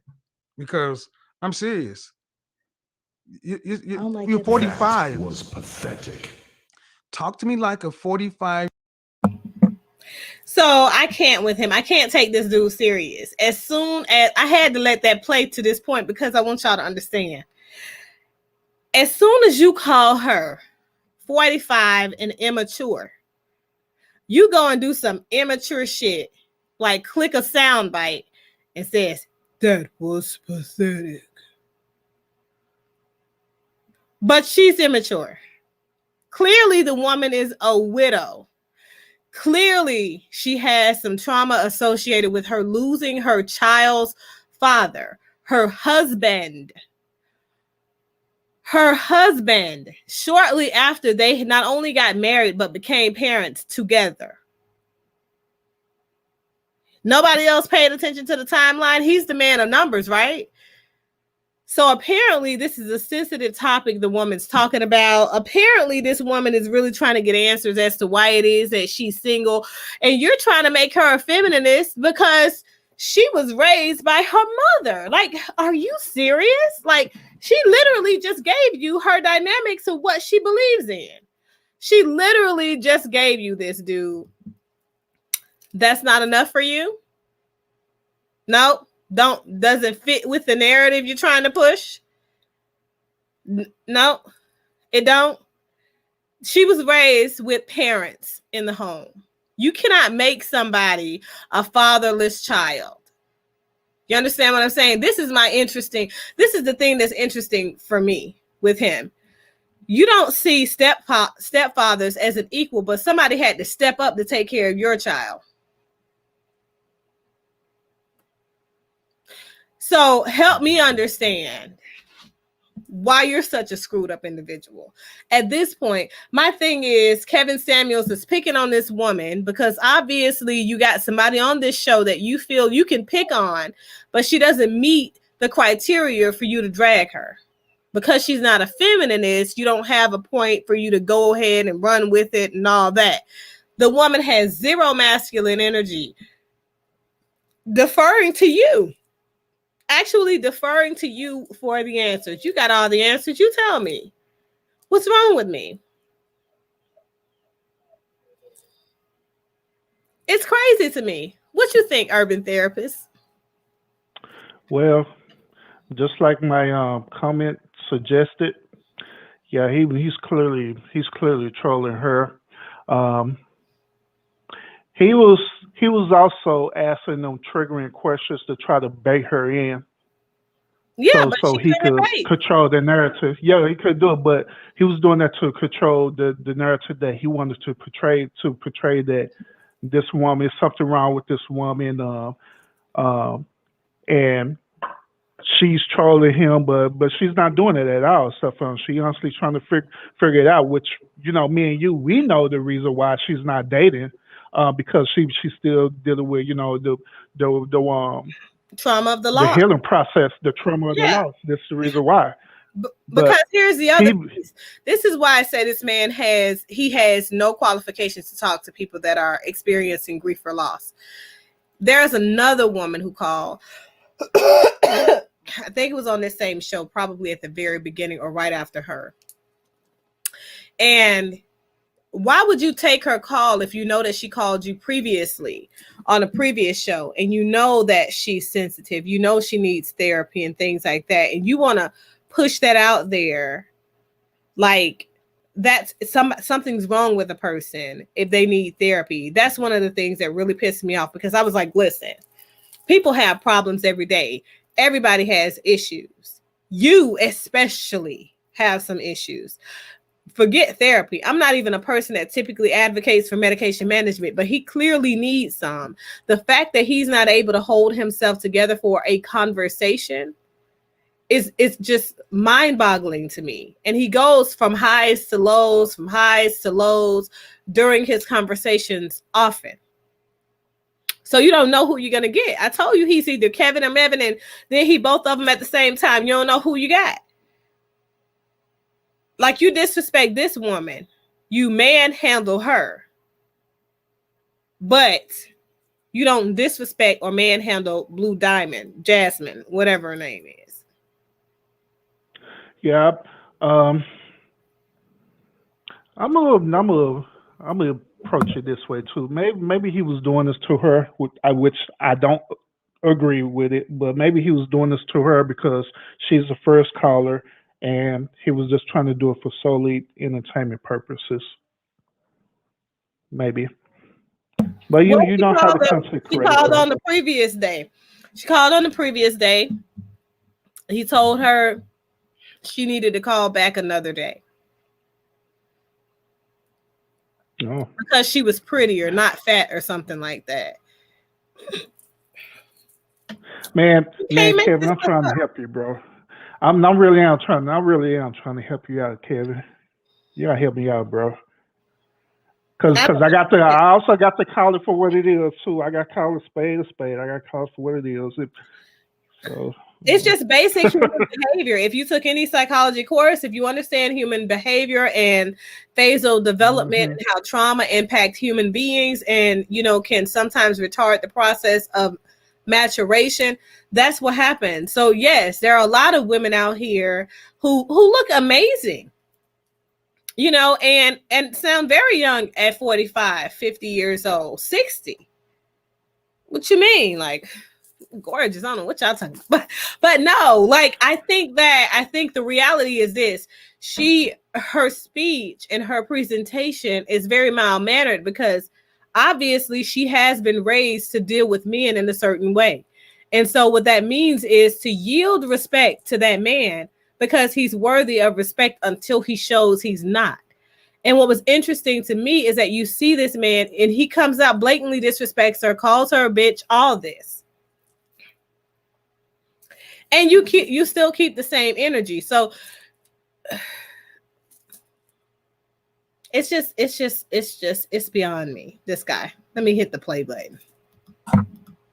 5-year-old woman that could be somebody's grandmother. I mean, you're laughing like, I mean, be serious, man. You're a widow. What do you want? What do you need? Well, I'm looking for a good man to be a husband to me and to be a father to my children, and someone who could And support what is that. he? And what is he going to do? What is he going to get from that? What is he going to get from you? Um, a beautiful wife, That's that. stability, Hold on. Beautiful. Wait, how tall are you? 5'4", Dress size. 6. That's your picture. That is my picture. How recent is it?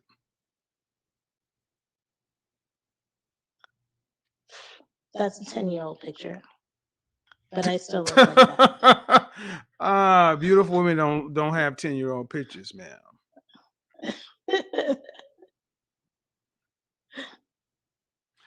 All right, we'll go ahead and put you on hold until you can get yourself together. I mean, I swear to God, some of these women, I mean, that's 45. Hello, Akuna. Oh, yes. Hi. Oh my gosh. Hi. Hello. Um, How are you? How are I you? literally just found you. I'm great. How are you doing? Good. How do I pronounce your first name? Oh, you can call me Akuna. Everyone does. I Okay. guess Okay. I'm not looking at the little comments thing because I know you said it's important not to look, Yeah, I but prefer you to close the window, honestly. But go ahead. Why can't queens keep a man, or why can't queens get a man? it's actually kind of funny. Just because I've been watching your videos, I found you like maybe 2 days ago, and then you put this as the topic for today. This has been my exact question myself. Mm-hmm. Um, I would say general knowledge. I have a bridal store, so I deal with a lot of women literally getting married. But I think um, it would probably be because if you are overly opinionated, it's a turnoff. Okay. Um, and let me see. I would say that based off of everything that I know from just anecdotal evidence of watching brides, people or men think that, or women think that men want you to be really smart, which they don't actually care about. And I actually would argue that they don't necessarily care if you're the most gorgeous, as long as you make them feel good. I think it's actually more about pumping up their, Are you personal. married? No, Have you ever I know been? it's ironic. Have you ever been married? No, How old are you? 29. And you own a bridal store? I own a bridal store. Okay. I own an alterations shop, and I'm a retail, a realtor. Okay. So you got a lot of businesses going on. What's your primary source of income? Which is your primary business? The bridal store. It started first. Okay. And that's where the bulk of your money comes from? Yes. Um, all right. So were you raised with mom and dad? No, no, Okay, no. I was birthed under. Short answer is yes, I guess. But my mom and dad were married, divorced at 2. My mom remarried at 9, got divorced when I was like 25. Where's your biological father though? Jersey. He was not in the house with you. No. You weren't raised with mom and dad. Okay. You had mom and stepdad. Well, that's not mom and dad. Did you have any siblings? I have a brother and a sister. Are they older or younger than you? Younger. I'm the oldest. And how old is your brother and how old is your sister? Brother is 20, sister is 14. Okay, so you're much older than they are. Yeah. So Well, why? I mean, my mom was divorced, Okay, so she so why didn't have why anybody. so why at 29 with 3 businesses and a bridal store? When's the last relationship you had? I knew you were gonna ask that. Of course. January, And how long was that relationship? 8 months, And how long was the longest one prior to that? 2 years. How long ago was that one? I've had 2 2-year relationships. So the most recent one, I guess, was when I was 25 or so. I don't know. You tell me. 25 Yeah. to 27? Yes. And then what about the 2-year one before that? 21 to 23. So if you had 2-year relationships, why can't you get a husband? Wonderful question. This is the question I've been asking myself for 2020. Um, I think I'm a little intimidating. Number one, and number two, I think I have a lot of opinions, and number three, I think I've been going for the wrong type of guy for How tall are myself. you? 5'7" and 3/4. What size dress do you wear? 4. How much did you weigh last time you weighed in? 137. If you had to rank yourself on a scale from 1 to 10 and you can't use 7, face only, no hair extensions, your natural hair, your natural face, what would you give yourself? Interesting. 8. Nope. No. No. Beyonce's an 8. Kelly Rowland's a 9. You give yourself Beyonce looks? I'm actually based off of what men have told me. They have said I'm a 9. You probably. I mean, I I just saw came you from the pop gym, up. if you I can't saw you see. pop up. Yeah, I just came from the gym, so I look rough. Beauty is beauty. I'm an image consultant. Okay. I'm not here to hurt feelings, but it's just not no. No, I'm fine. So the thing is, You could want to go to Princeton. You could want to Hold go on. to Princeton. Hold on a sec. Before I get back to where he is in this conversation. Okay, so for those of you who have been here from the beginning, and we looked at Kevin Samuels, this image consultant. How long, Kevin Samuels, have you been image consulting? You know without due respect, I didn't even know image consultant was actually a profession. It isn't. About it. Until I heard him It saying isn't. it. It isn't. He made it a profession. He made it a profession. He made it something because he had nothing before, and apparently being an image consultant is a part of the dead-end jobs that he had, and why he didn't pay child support. So obviously he's been doing a poor job at being an image consultant. I'm just saying. So who else is clientele though? Are you serious? Are you seriously entertaining this? I think that it's impossible to truly entertain this. No, because I'm like thinking about this now. Maybe it's the Burberry, but I'm like really thinking about it now because I never questioned that.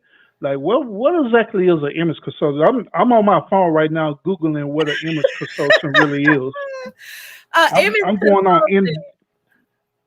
An image consultant could be made a part of what her actual job is, because she's an actual bridal store owner, and obviously her opinion matters when it comes to selecting out, particular dresses and things like that. But that's typically a conduit to an actual profession. That's like, you're not. No. Well, so I went on to Indeed just to see what Indeed was going to say. Indeed jobs. Oh my God. Oh my God. The closest thing that comes to an image consultant is anything to do with customer service. Hold on, let me make this real clear. Why the hell should this man pay child support for his stepchild? Okay, so maybe you don't know how child support court works, but when you are married and children are born of the marriage, then child support is calculated as a condition of divorce. That's what happened with Kevin Samuels. Maybe you haven't seen those receipts. Maybe you haven't had those conversations. And Kevin Samuels himself has admitted openly to Vlad in his interview with Vlad that is his daughter. So let's make this very clear. Yep. Then also the conditions also depends on the laws and statute of the civil court in your state, because in the state of Texas they don't consider that. Your child have to be biological in the state of Texas. It is, but that's his child. It's not his stepchild. It was his child. The woman had no kids when they got married. She had a kid during 2 years of them getting divorced. So them being married and going to divorce. So the child didn't pop out of the sky line. That's Kevin Samuels' child. So what's your question now? Ask me a valid question. You on the right channel. So I found the image consultant in Dallas. It's him. This guy. No, it's a full-time job. It's a daily life of an image consultant. You'll be responsible for face-to-face consultation and enrolling new clients into one of our new mini solutions. Generate enthusiasm for purchasing one hair clubs, our proven solutions. ability to address or overcome sales objections, I meeting just or told you. exceeding sales No, goals. no. So you're a sales consultant. And by way of being a sales consultant or a sales associate, then you have to obviously know what will go and what can sell and what you can push. Yeah, so basically that's what he is. He's a sales representative, but he just switch around and say image consultant, right? I can't take you seriously. I thought he said that wasn't for him when he was at. Where is that place that he was at? Somebody refresh my memory. I think it was not Office Depot. Is it Office Depot? I don't know. One of those places where that's the most money that he made in his career at 38,000. Yeah, all this dealing with sales. So basically, an image consultant is a sales representative. You out there doing sales like a car salesman or something. If there's not an image consultant where a car salesman sell you the image, which is the car. Exactly. So help me Right. understand. You're going to tell this woman that she's not beautiful. She's not a 9, an 8, whatever she rated herself. But these men that she's been with rated her a 9. So if men are consistently rating you in a certain way and they are with you, what the hell validity does an external dude hold? These are men who are with you. They see you naked. They see you one naked. You know what I mean? They see you cleaned up, dressed up, all made up. You know what I mean? So help me understand what part this guy don't understand about the validity of his opinion on other people against their, opinions of self.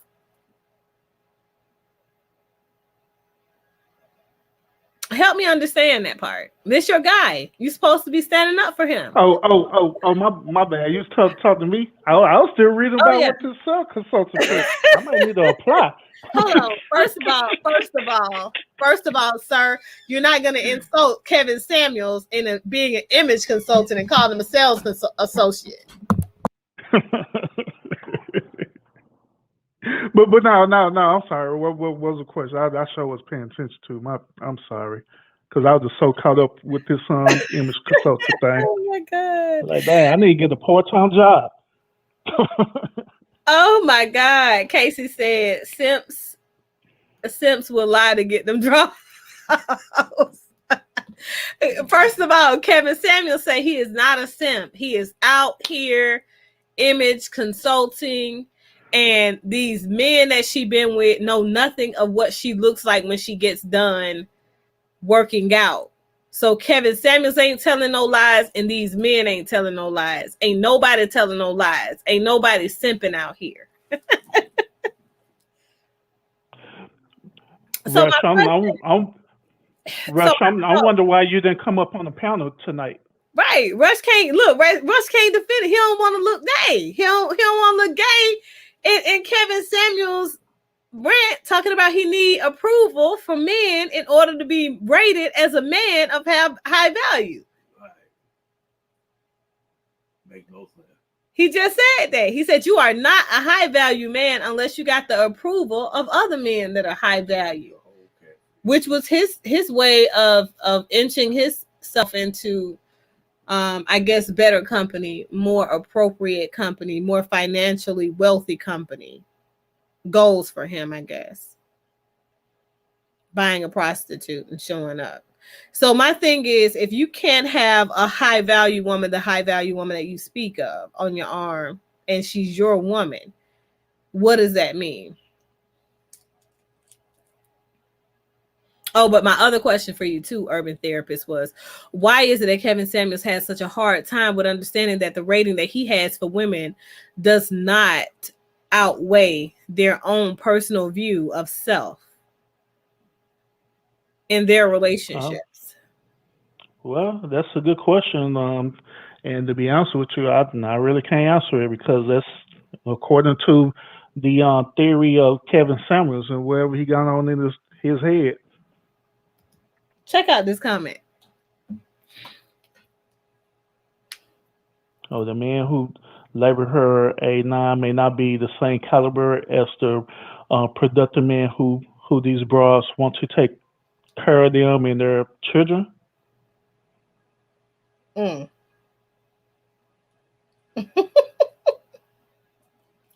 By the way, Y'all say about that, Doc? she has no kids. She has no kids. She has none. She has no kids. She makes good money, and she has 3 businesses. hmm The men that hmm she dated, clearly, she said, had a problem with her being opinionated.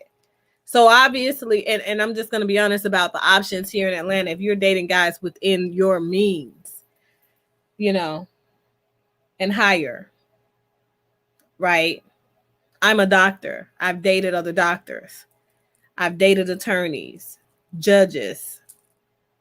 So when we did have an issue, most of the time it was because they either smoked cigars, so we never got to the real issues, or and that was Man, the that's last petty. date. It was the last day. I'm so petty. What can I say? I'm not into smokers in any way, shape, form, or fashion. I like men that smell good, and I like smoke. So I have my preferences, but none of those men had these Kevin Samuels mindsets. They just didn't. So I don't see these kinds of men. But I do hear that this young lady who are dating guys that are a bit below that caliber, they have a problem with her having an opinion. Exactly. I think So, but with Jermaine, he's one of those people that is really one of those folks that's really searching for his identity.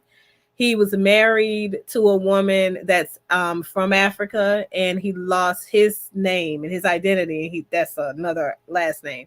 He's an American, but now is carrying an African name, very much similar to Umar Johnson. I'm just gonna put that out there as a disclaimer. I don't know too many men that take the wife last name or an assumed last name, family name. I don't know too many men that change their last name, period, when they get married. What about you? Well, gay men. I'm sorry. I'm hmm? sorry. Gay men do because they're getting married to a man. Okay. What they do change their last name. I had to clean up my comment. My comment was I don't know many men who get married and change their last name. I didn't say get married Nope. to women in my comment, so I had to make it clear. Gay Oh, men okay. who get Okay. married, they change their last name because they're marrying a man. Yeah.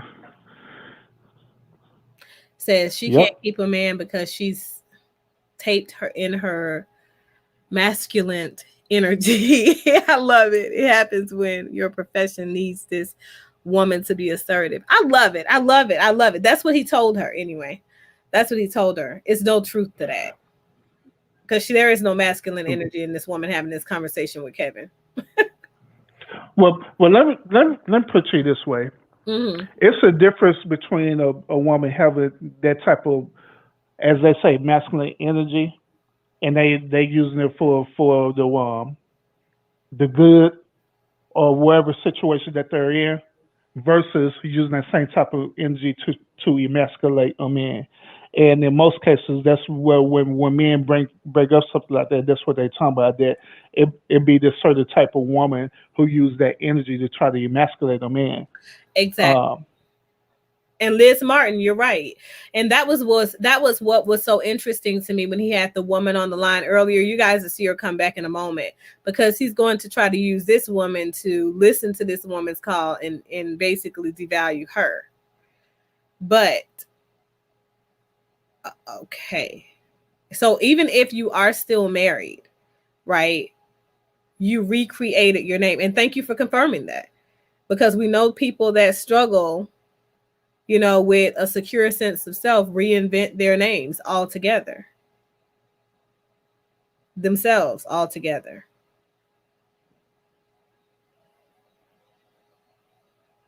And I'm sure you are still married.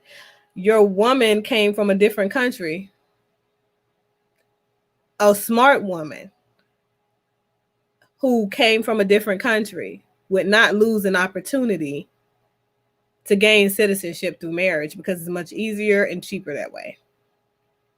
I'm sorry, I'm pragmatic.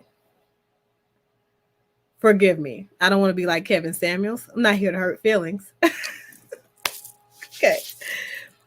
But so I don't feel like this young lady was being masculine in her energy, her tone, or reflection. But Kevin did take some level of offense to it. So who knows? Oh, you don't got the tolerance level of KS over here. Oh, yeah, I'm great. Yeah, I'm lovely. Turn that camera on. Urban therapist over here getting lit, you guys. Officially. Okay. So let me hit this play Officially button lit. so you guys can see Kevin Samuels get down and dirty and make it, do what it do. You still sipping? Boy, you Kevin Samuels and all the way. No, this is my second cup. Oh, look, Kevin be going to get a second cup too. He kind of tripped over himself the other night when he was talking to the one girl. She knocked him off a lot. Says, listen, a woman that's wealthy has limited options because she cannot date or marry someone that doesn't match the successful women's. You think that's interesting that you think that we're limited in options. We're not. The thing is, a lot of people think that because they don't live in that lifestyle.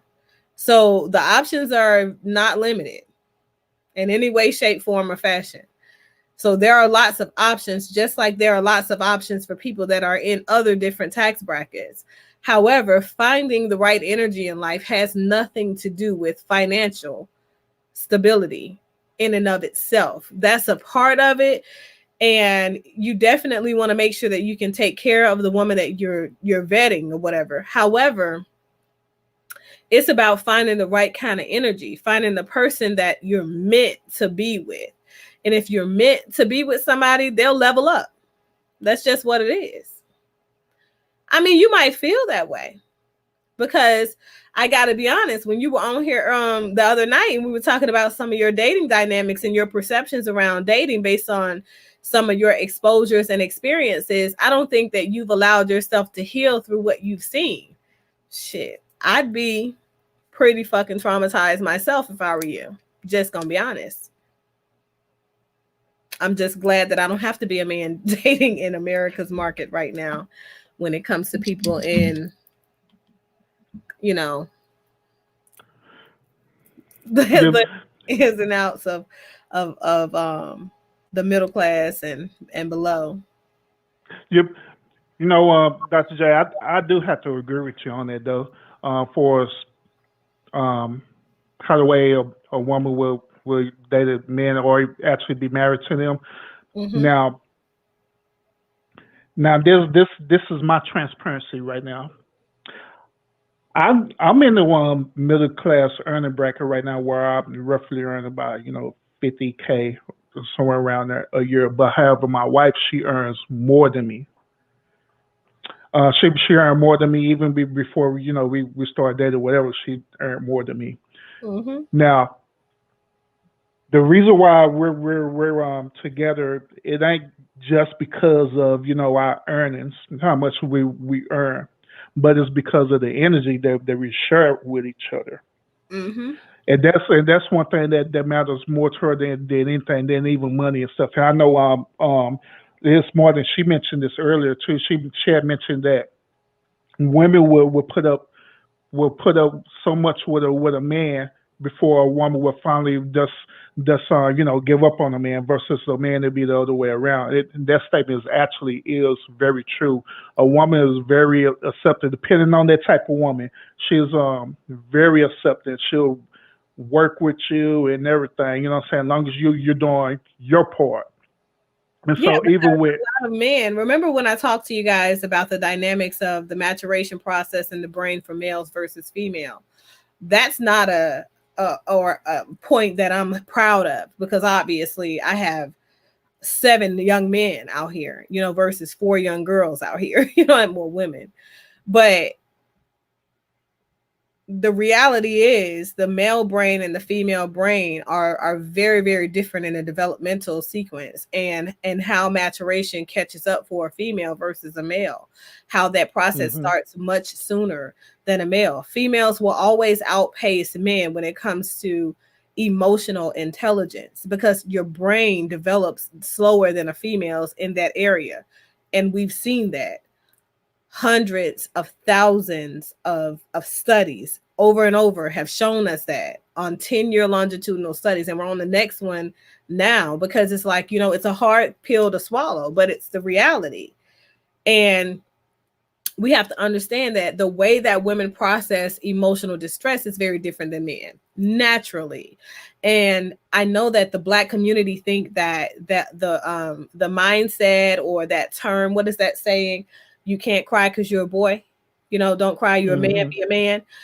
I know that Black people think that that's only something used in Black communities, but that's universal across the line. Every single culture of men has that same issue, where there is, you know, this double bind that they put boys in as they're becoming men, because the processing of emotions is what slows that developmental maturation. You understand what I'm saying? So we have to just kind of look at that.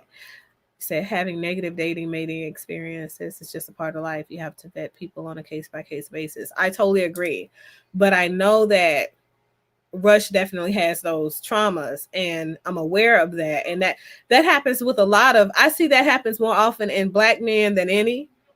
I'm going to be honest about that, because I feel like with Black men, they feel like they have something that is, it's something negative about them seeing the potential in dating a person without looking at only race, right? So a person can be valuable to you if you just look at the personhood of the person. You don't need to look at race. But Black men make it a point of contention to go and date a woman out of in another race, because they've had so many negative experiences with the women that they've chosen. And so I think that Black men have to hold themselves accountable and say, okay, so what's making me continue to choose women that are toxic? The reason is your mindset is Kevin Samuels' mindset. And you think that the value of a woman lies within the way she looks versus the content of her character. So then when you end up in those situations where the content of her character, right? And sometimes even her level of intellect is low, you want out. You want other options. You feel away. But sir, this is what you selected. This is what you said was of value to you. So I'm going to need you to keep that same energy. Your non-negotiables were not that this woman be an intelligent woman. You said intelligence didn't matter. It wasn't that this woman be a woman who stands on her own and is an independent and free thinker, so she can truly add value to you and level you up. You said the only thing that matters is that her cachada was less touched. You said that her young age is what mattered. You understand what I'm saying? So the reality is, the misconceptions that men have around the value where women are valuable is what leads them into these negative interactions in the first place. If you put your mind on the things that really matter when it comes to selecting a mate, then you can be successful in selecting a mate. If you continue to remain in that space that's toxic, where you are shaped and cultivated to select a woman based off of how fat her ass is because she had that Brazilian butt lift surgery the other day, and now she out here in these streets walking and moving and jiggling, right? Or how big her boobs are, you know, what her rack looks like, what her body looks like, and that's it. That's all you see. That's all you value. You're going to keep getting these negative interactions. That's just what it is. I totally agree with that, because that used to be how my mentality was. But the reason why is because it was just my upbringing. That's how I was taught to be to function as a man. Just like, you know, men, we are visual, and we get caught up being visual. We'll see a woman once when we be with her, we still caught on the visual. instead of going deeper and probing her mind, see where her mind and her intellect is at. And then if her mind is messed up, we give her a pass because Yep, she's beautiful, she's fine or whatever, and we could just smash. exactly. Just be transparent about it. And keep giving her, these different passes and stuff like that.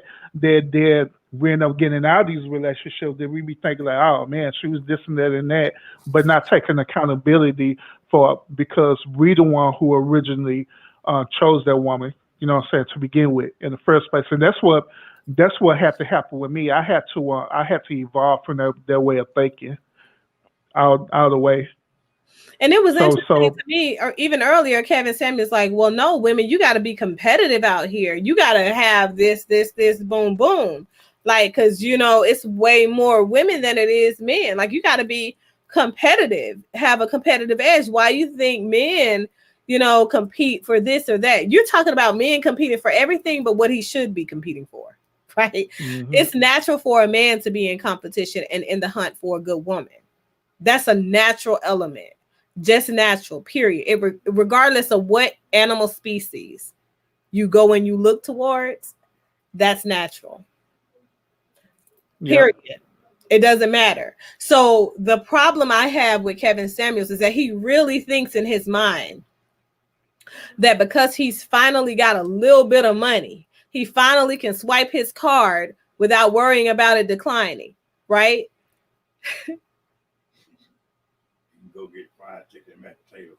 Yeah, he can go get fried chicken and mashed potatoes at a French restaurant, not worry about his card declining. They don't sell fried chicken in the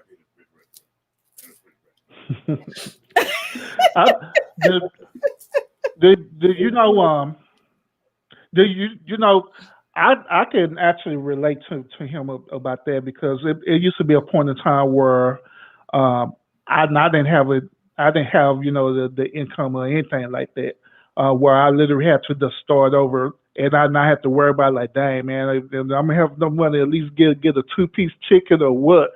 I used to be in that space, so in a way I could feel him. Yeah, I could feel him on that, but. No, that's a different space. He said from an Italian restaurant. So to opt into overpaying for the same food that you would pay $3 for at Church's Chicken, Popeye's Chicken, whatever chicken restaurant you're gonna go get that from, right? To opt in to paying $70 plus just because it's a French restaurant making it. Because they don't sell it on their menu, so you can say that you feel like you made it. That's ridiculous. To me, that's what I'm telling you. That's a broke man's mentality. That is what keeps Black people broke. So I never understand that. So you will live in a house that, you're on Section 8 paying $17 a month, $14 a month, whatever they pay. But you have a Jaguar outside. You know what I'm saying? Like, so you don't have money to invest it in your home. You don't have money to invest it in your kids. You don't have money to invest in your lifestyle, but you'll find money for these other luxuries that you don't necessarily need, right? Instead of saving your money up in this opportunity where you can actually capitalize. Does that make sense? Mm-hmm. You said if all women mature faster than men, why do so many of these broads keep having child after child with the worst types of men before marriage in their prime, and then when in their late to mid 30s they return to the types of men who they viewed as not good enough and demand for those men to accept them with years of emotional baggage and bastard children like Yonda? Well, it's probably because they matured. That's probably the reason.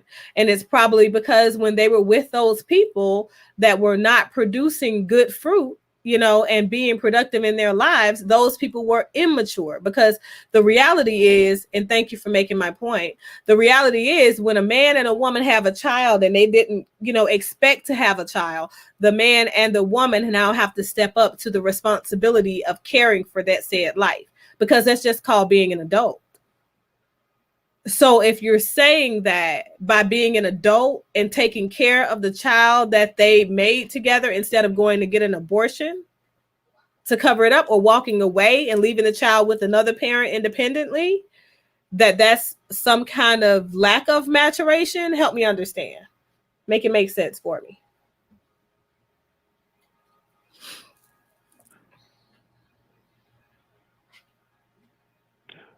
Oh, He you said they wait do on me because to they comment do. that. I'm just trying to figure out, make it make sense for me.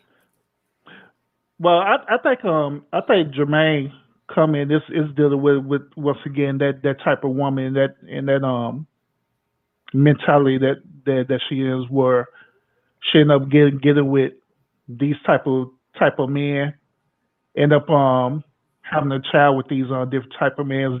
Then finally, after she done had about two or three children, that's when finally she realized, like, dang, I need to slow down. I need to reevaluate my life, and now I need to get married. So let me go find a suitor. Well, that's not always the case. It could be a case like this woman right here that started the call off, and she has two kids by her previous husband. Previous husband died shortly after they were married and had now two very small children. So at the end of the day, multiple kids can come into the situation, and the woman is now single and still later on in life, 45, looking to be married again. Like, these aren't things that don't happen. And she was very responsible, didn't hit the wall, as Rush would say. You know what I mean? Hmm. But she's very responsible with her vaginal energy and her experiences in the sexual realm.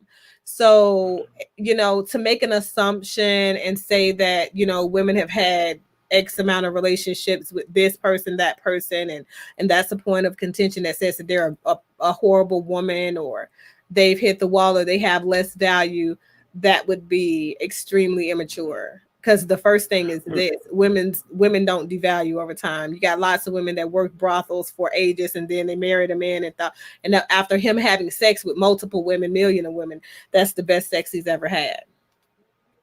Yeah, that's what I'm saying. He's talking about them type of women with that mentality. I'm pretty sure he's not talking about every woman, because we know obviously every woman do not have the same type of mentality, but it is women after that resemble that mentality and behavior, and they purposely do that. Where they get with different men, then they end up having children by these men, irresponsibly having children by these men, knowing good and well that these men are not going to marry them, or have any type of commitment. That finally, when they realize that that's not working, or they get to a certain level of maturity, that's when finally they're like, look, I want to slow down. Let me go and find a good man. And so now she have one or two children by these other men, and she had the expectation that this new man not only take care of her, but take care of these two children. That's not even his responsibility, but he have to choose to take care of them. But that's the thing; it's not an option. So, as men are hunters. Let me break this down to elementary level for you guys that are a little slow in the back. So, if you're hunting and you have a family to feed, and you're the man that has to bring back food to your family, you have the option in a very quiet, quaint place filled with different types of animals. Okay. Are you going to select to take the life of and take back home to your family the smallest animal? Or are you going to select the largest animal? Now you got your pickings, right? Which one are you going to take down? Because once that weapon goes off, all bets are off. So you ain't taking more than one different animal from that space. You're going to get Bambi. You're going to get the cow. You're going to get the squirrel. You're going to get the rabbit. Or you're going to get the pig. What we going to get?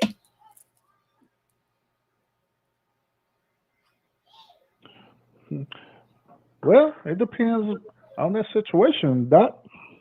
Because What you going to get? yeah, it depends on the situation. Because like say for example, you try to take down the cow probably got mad cow disease. Probably do. What you going to The squirrel will probably be the better one option. The only difference is that the squirrel is just not sustainable unless you get more squirrels. You can only the weapon's only going to go off one time. What's the safe option? To hitting whichever one that's going to be the most beneficial Exactly. without it killing you. Exactly. And so the reality is, as you're out there and you're hunting for your ideal woman, you're valuing that woman based off of what you as a man who is in the hunt sees as beneficial. Just you. Just you. You're the only one out there picking women. So the reality is, bring producer, bring Jermaine's comment back up real quick. So the reality is, it's not about intelligence. Emotional intelligence and cognitive intelligence are two different things. It's about life experience. So it doesn't matter whether or not she produces a bastard child, and her children wouldn't be bastard if she's been married a couple of times and all of those kids were born in wedlock. So they'd be very legitimate, but they still would be without a current in-home father with the in-home mother situation. So if she had subpar and degenerate men, to go to the point of contention mentioned by the urban therapist earlier, women do have a tendency, especially when they are forced to date within a particular race, because they feel like their options are very limited and they feel like they can only date what they're exposed to. And most Black women that have this particular experience that you're speaking to are raised in neighborhoods and situations where they're not exposed to men who have high standards or high value and high sense of self, because that's not what they were raised to be. So it still goes back to the male being the person that woman can say and run with and then add value to and then grow with. You understand? So if these men, after she's given him several chances to wake up, to grow up, to mature up, right? As tough love says, adult up. If she's given him all these different opportunities to become an adult, to grow into his adulthood, okay? And he hasn't done that, and then she does make that chance to move on, and she ends up repeating that same cycle of behavior because she didn't get the help she needed to mature through those experiences that yield those types of results. And she continues to trust the same person because she hasn't healed, because you live in a society that says that therapy is a thing that is empty, without purpose, without outcomes, because that woman is damaged based off of the damage that has been rendered towards her, put on her by the Black men in society that she slept with. Now you want to blame the woman. Is that what you're telling me? Not the man. We're not going to hold the man accountable for those traumatic experiences, for making her a mother, for not making the decision to not pull out, for selecting that same said woman that you devalue as the woman that you valued for that meal to take home. So like I was going back to that point that you were making, you select what you see as valuable. Men are hunters, not women. Women receive, and they have to learn how to receive either by modeling behavior of the mother-father duo in the home, modeling behavior of the father conditioning component in the home, or modeling behavior of the mother conditioning in the home, right? Or the extended family system in the home. So when that is not there to properly vet and seat that woman's experiences, life does have to teach her things. But that doesn't mean that she is without hope, simply because the vast majority of women out here that have multiple baby daddies that end up coming from these situations like this, most of these women will seek themselves before a man that is worthy. And most of these men will understand the value of a woman is in her experiences of life, maturing her emotionally enough to seat her in his company. So the issue is in no way the woman or the man individually. It's collectively the Black experience that is maladaptively shaping the personalities and the outcomes and expectations of these Black men. That's the issue. That's the issue. Hopefully I expanded that enough for you. Exactly.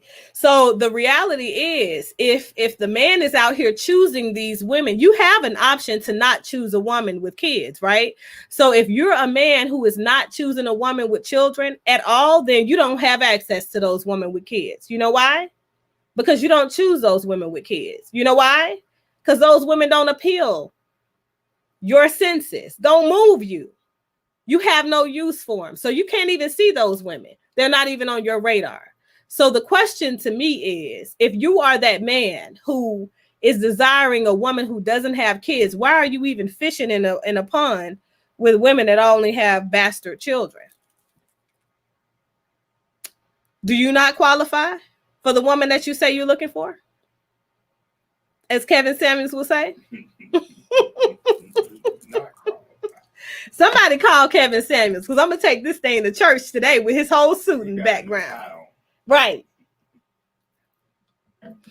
Now the only part that I do disagree with was part you mentioned earlier about that it's a requirement for the man to take care of the children. I personally don't believe that it's a requirement. I believe that it's an actual choice that man have to make. Likewise, it'd be the same situation if it's the only choice is that man choosing that woman. The requirement is there. If you choose a woman with kids, you are now that child's father. Period. Otherwise, don't choose a woman with kids. That's where the emotional maturation comes of a man. A man has to know what to select. Yeah, but let me finish my point. Go ahead. Now, I could understand if the woman has a child and the father is either a deadbeat father or she's a widow, then I can understand them two. Doesn't matter. Doesn't matter. No, I can understand them two situations. But if that child father is present in their life and they're active, both parents is active, co-parent together, then I honestly believe that it's not that man's responsibility to be trying to want to take care of that child when that child already have his father active. Unless he wants to help, co-parent as well. That is totally his choice. Okay, so I'm glad you made that point. So let me, as a therapist, give you the benefits and the cons of moving into a relationship with a man that feels like it's optional for him to now become the figurehead of your family system, women. If a man feels like it is optional, then you, not only him, but you are doing trauma damage to your child. At the point that you decide to welcome a man into your system, he becomes a part of your parent system. He is now a part of your one. He is a part of your collective parts. And his voice is just as valid as the outside father's or intricate interim father's voice. The moment that every parent in the system is not on the same system, the child will retard in their growth and their maturation through the different phases of life. Children go through 3 pivotal identity crises. Many parents are remarried, and many parents who are remarried in a system where the other parent, who is the step parent plus parent, feels like it's optional for them to parent, contribute to traumatic events for that child internally, emotionally, because that's what breaks up the sense of self that is secure of a child during that stage of development. That's why these men out here act so feminine and they don't know why. That's why they argue so much with women and they don't know why. It's because that secure sense of self either was not there initially, or when it came time to see a healthy co-parent system, they were not given that. And the emotions were everywhere. The man they had the most direct observation of, going to sleep in the home with, having dinners with, waking up, having breakfast with, before going to school with, that man couldn't model behavior because he was unsure within himself what his role was in that situation. Every man has to understand that if you choose a woman with children as your wife and she is a primary custodian, you are said father to that child. You are a representative father to that child. You are co-parent father to that child, even if the father is there. The other father's presence or absence has nothing to do with your role in the system. If you're coming into a system, you have to be emotionally tethered to the system fully. If you are not, the mother whose emotions are connected to the child is now dividing the child's sense of self, because those emotions guide and shape maturation and development through those different critical developmental stages for children, for adults too. Just to make sure you guys fully understand it. Well, I understand exactly where you're coming from It's called in attachment theory. trauma. Read the book. Yeah, I understand exactly where you're coming from in that hypothetical situation that you mentioned about. Now, but what I'm talking about is that the father. Let me. All right. Okay. Well, I can't with Rush today. Okay, Zia, fuck. Yeah, he said every man that raises another man kids is sucker. I can't take him the ultimate seriously. simp, huh? Ultimate simp. Oh, Yeah, that's what real men do. Real men come in and they take care of what it is that they move into the situation with. And by the way, let me make something very clear. Just because people have adult kids don't mean that, you know, you're going to come into a marriage and you're not responsible for them either. Because family functions and being a parent is a continuous process. Like, it's lifelong. So until you die, you literally have to do something with those children, unless they're dead, of course, right? And even after they're dead, still that's what I'm saying. Like the situation that I'm talking about, I'm talking about the situation where the step parent, right, or the stepfather, he's active in around children's life, you know, doing things for the children. He's not showing no type of emotional detachment from the children whatsoever. He's active with them, but however, when it comes to the parental roles of the custodial and the non-custodial, long as they have a shared parent system going on, that he's not going to interfere with that unless she makes him be involved into the system. Other than that, he's not going to be involved into that system. But other than that, he's doing everything else for us, the other parenting part, you know, for us the activities, being active with them. He's not, you know. Yeah, that doesn't mean anything. I know, I understand that you don't understand that yet because you're not that far into your program, but that doesn't mean anything. From a systemic standpoint, people are composed of parts. Those different parts need certain things to develop through the various stages of development over the course of life. So it's not about what you say or what you do that's conflictual to what you feel. So when I say that people are emotional creatures, people are literally comprised of emotional subsets of self. And so what that looks like is a child is first developing the sense of self when the mom first conceives them and responds to, I'm pregnant. So if she starts to feel vulnerable then, and she's unsure or uncertain as to whether or not she wants to keep the child automatically has their first attachment trauma. They're in utero. They're a little peanut. They're not even that. You understand?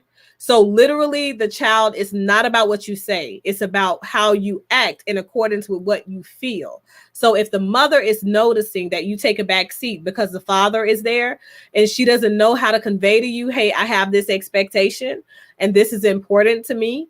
When her child sees you interacting in a certain way, she's also very reluctant because she doesn't know what those emotions say, what they mean. She just has them. They're not capable of knowing what those emotions are. If they were, nobody would have traumatic attachments due to, you know, these particular interactions. We know this because we've done a lot of research of the human condition over time. The only children that come out with a secure sense of self are the children that are raised in parent homes, whether it's a step parent and a bio parent, or a combination of a step parent, bio parent, another step parent, bio parent system raising the child, whether it is whatever situation, but these people's emotions align with their actions. And also their conversations with the children. You literally have to go through all of that.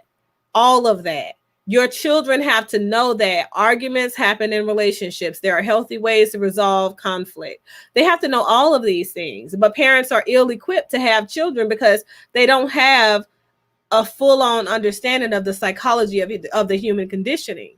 So if they knew better, they would do better. And I get that part, but that's what this channel's for. I'm here to give you this for free, and you don't have to pay me $900 for it per 50-minute session. But the reality is, if you understood how to cultivate and shape sense of selves that are secure, you wouldn't walk through life thinking that it's optional if you choose this woman for you to take care of her kids, which is why many people maintain their position and they're like, you know what? I don't want to date a woman with kids. You got a lot of women the same way. I don't want to date a guy with kids. Because you know that you don't have the emotional energy required for you to tether yourself fully to that person's child, as if those kids were the same as your kids. Because your emotions are going to tell it all, and you cannot manipulate your emotions. You can manipulate your feelings as a result of the emotions, but not your emotions. Kids are connected to the underlying emotions of the person, which most people are very unaware of, even in and of themselves. So the uncertainty you have around things, your anxiety, you know what I mean? All of that, your happiness, your disappointment, all of these things are felt by the child before they're ever making contact with you. So your narrative and your actions need to fit what's in here. So if you're in here and in here thinking this is optional, the child is equally thinking this is optional. That leads to what we call reactive attachment disorder. That's a real thing. It's a mental health disorder. It's where a child is conflicted with whether or not they love someone or they don't love someone.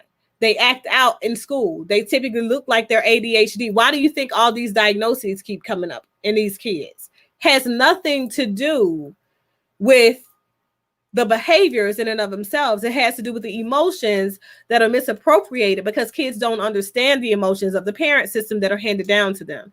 And the parents can't cultivate and take care of those emotions being handed down because they're unaware that they have them and they've denied themselves access to them. Like, for example, when you see people move in and out of relationship, very much like Rush, he's very traumatized from previous relationship experiences. Clear. So let's say he had a relationship with a girl and she cut him off, right? You think Rush is the type of the guy that's going to say, you broke my heart? Or do you think he's going to be the kind of guy to say, fuck that bitch, she don't mean nothing to me? Be honest. Knowing that you're hurt. So the reality is, like, people do it every single day. The pretty little lies that you tell yourself over the course of your lifespan can be detrimental to your children. That is the reason why Kevin Samuel's daughter has no relationship with him. It has nothing to do. Exactly. Because when his relationship became unstable, his wife's curiosity about whether or not this man is going to render, is he going to get up off his ass and provide for us as a family? All of those insecurities were transferred over into that child. So whether she act like she was supportive of him, whether she act like this or that with him, it didn't matter at that point because the emotions are there. The fact that I can't trust this man to provide for us what I expected him to do, right? That's there. And she has no idea it's there. Exactly. That's what I'm telling you. They are tethered to your emotions. And at that age, when your child gets older, they can tell you that your face gives away because they're not as tethered or connected after age 11, but they still have a basic and instinctual connection to how you're feeling. And they're looking to you still for approval via your body language and facial gestures and things like that in the same way. So it's what you talk about then. It's about what you allow them to experience. It's about what you navigate them through then. Because these are children that grow up with the ideas that, you know what, I ain't never getting married because I don't want to have some kid out there and I can't be there fully for them. Because they don't know what it's like to be a healthy co-parent that's not in the home. Because they don't even know what it's like to have a parent that's steady. You understand what I'm saying? In their life when they're not in the home anymore. So I think we have to adopt new practices, new behaviors based on our understanding of how the human condition is, and stop blaming everything on everybody. Black kids have the most excuses for their lack of success. They do. Period. Period. Asking why they didn't get their homework done. They're going to come up with a confabulation. Quick lie. Real quick. But they just were sitting down playing the game all day. Just didn't do anything all day. Sitting on the couch all day. Sitting in their room all day. Because those kids are depressed, because the parents are depressed and won't say they're depressed, and they'll just keep going. Just keep going. Thinking they can mask that they're depressed. You understand what I'm saying? So when I tell you this is a real issue in our community, this is a real issue in our community. People call into Kevin Samuel's show because they are unseated in their sense of self. And they're trying to find whatever seat that they can. And they're hoping that by this man on this platform that presents himself very well dressed, definitely not articulate in the most, this guy is going to have the answers, because somebody said that he's giving out harsh truths, but at least they're truths. You understand? Because I've seen harsh lies and pretty lies through my parents' interactions and their emotions that they've taught me over the conditioning of me. You understand what I'm saying? This is why they go to him. That is the why. Well, for everything that you're saying about that, I totally get it and I understand it. But at the same time, I just disagree with the theory behind it, because for some fact I just don't believe that theory applies to every situation. It is on a situational type thing. Now, for as Kevin Samuel's concerned, yeah, absolutely. We talk about this. Yeah, like brain science, neuroscience doesn't lie. Like, we've dedicated 25 years to this now, 26 years. This is 2021. Yeah. But yeah, like for us, Kevin Samuels, I mean, I agree with that. He's bringing out his traumatic experiences and he's bringing on to this platform, and now he's having people that's coming up to him as though as he's a therapist and trying to give them advice, which he's dealing with his traumatic experiences himself. So yeah, he ain't even dealing with them. I feel like he still is one of those people that's negating to acknowledge that these things ever even existed for him. And let me correct Casey and Jermaine. I think that he feels like, let's see. Let me look at this one before I ask. These women have multiple options to keep themselves from getting pregnant by the wrong type of men. So there is absolutely no excuse for faster matured women to have children. Right. Exactly. I don't know why. That's a man, by the way. He's saying that men have options too. You can pull out or don't be in it at all. But you got the truth, don't prove it. Right. Right. Why you go and do it? Yeah. By the way, this is a man that's never had to deal with a woman that had all these different baby daddies and all this drama and all of these things that you're saying. So you do have a choice. You do have a choice. You can run around in your 20s and your 30s and play those games and have sex with women. Right. That have 3 or 4 women, or you could just not ever have those experiences because you chose to do something different, because your maturation, not worried about where the woman is, but your maturation and your sense of self and your protective factors provided enough security in yourself that you didn't need a whole bunch of women to be bagged in order for you to get your worth out of yourself. And I think that's what it boils down to. But Casey, I'm not saying that men have to go out and choose women with kids. I'm saying if a man chooses a woman with kids, he has to understand that comes with the obligation of him to step into a parental role fully for a lifetime with whatever kids that she currently has and whatever kids that they're going to have together.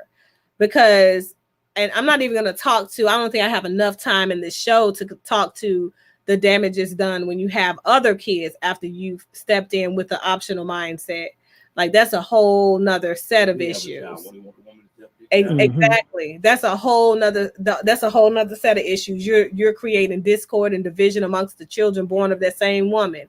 So that's a whole nother issue. And to be honest with you, a lot of men think that that's a very healthy thing for them to do, and end up finding out later on in life that their children have zero respect for them. Zero respect for them, because the bond between the brothers becomes stronger than the bond between father and son. And when a brother feels like his brother when he finally feels his brother's pain, when they're going through that identity crisis, and during those teen years between 14 and 17, God help you, sir. Like, it's a whole different beast out here. It says Kevin Samuels is not only content creator that's red pill. You have Coach Greg. I know about all of those wonderful folks, and they can keep it. They can keep it. You guys can. My only issue with Kevin Samuels is that he has the potential to affect. So the difference with all of these other guys, right, is that, yeah, they're equally toxic. But Kevin Samuels has the ability to be a person that models the behavior of what reformation looks like. So he's been through the process of 2 failed marriages. So a lot of people ask that about why I feel like, we definitely have a need for Steve Harvey to have and render his opinion and things like that. Same reason. So when you have gone through failed relationships with women, when you have finally autonomized, though, and that's the difference between Steve Harvey and this guy. Do you see the difference? Steve Harvey now has a wife who is everything to him, elevated, upped him, all of that good stuff. Okay. And he had to go through those failed relationships in order for him to emotionally mature himself to a space where he no longer commodified women. He no longer objectified women. He no longer disrespected women in his actions. And he had to take personal accountability for everything that he did in order for him to get to a place to where he could finally see, man, that energy that this woman had when she walked into this show. I gotta have that energy. So I gotta get myself in alignment with what it is that she needs me to be. You understand what I'm saying? He had to come out of his own self in order for him to find his true self, because he was stuck in that same place that Kevin Samuels is stuck in. But Kevin Samuels is a person that comes from nothing, and he has a problem with being and having and maintaining this broke man's mentality. And he has no appreciation for how he has gained his success, because he came into quick money, fast money. So it's the same thing. That's the difference between a drug dealer or a hustler on the street, right? And a man that went to college to acquire his education and work hard to get to that 6-figure salary. Exactly. That's the problem. And I don't think you guys really understand that, because you're looking at the here and now. You forget to look at the past. You forget to look at the his journey, right? How he got here. Exactly. And so the reality is, Steve Harvey is a man who is grateful of how he got here. He had humble beginnings, very similar to Kevin Samuels. Didn't have $1 to stand on at a show one night. Thought he had spent all his money on a bus ticket and he wasn't going to get his spot because he was late. And look at him now. Look at him now. All his kids out here, bastard kids and all. He's leveled up. Yeah, the only part I disagree with Rush comment is at the very end. The reason why I disagree with that, because that's like saying that in order for a person to find out who God is, you got to go to the preacher and find out through the preacher. That's how I interpret it as. Where in reality, if you want to find out how a woman is or how a female is, as he put it, the best way to find out is you find out by having your experiences with women. At the end of the day, every woman is not the same. Every woman do not have the same mentality, just like every man don't have the same type of mentality. Mm-hmm. But Just like you stated earlier, you have to tether yourself to the right one that you're looking for. As long as you keep tethering yourself to the one who has this I'm gonna use man and type of mentality, that yeah, that's what you're gonna get. That's the energy you're gonna put out there, and that's what you're gonna get. Right. And I think women have to have the same thing. And the problem is that you have several men with the potential to be great men out there right now. And those men are now less valuable because they are buying into this ideology of Kevin Samuels. Like, and I tell people all the time, and Liz, you're right. Okay. Let me make that clear. But that's one of the things, that's a point that's important for women. So women do have to stop, as Urban Therapist mentioned earlier, and I made to the point that Jermaine was making. Women have to learn. So at a point in your life, you're going to mature to the point where you're going to realize that, okay, you know what? I'm going to hold these men accountable. And as a result, I need to create healthier boundaries. Your past does not determine your future. It doesn't determine your present. It only lets you know where you need to go as a result of what you've seen and where you've been. That's it. That's the only relevance that your past has in your here and now. So as you are coming up with the lessons from your past experiences as a woman, it is important that you come up with those lessons, because that is what you bring to the table, essentially, more than anything else. I don't care if you're making 6 or 7 or 8 figures, whatever you got. Your main objective in your relationship is stability and legacy lines. So that means that you have to be a woman who is intellectually inclined. You have to know how to apply cognitive skills and take the lessons out of experiences, because that is your job.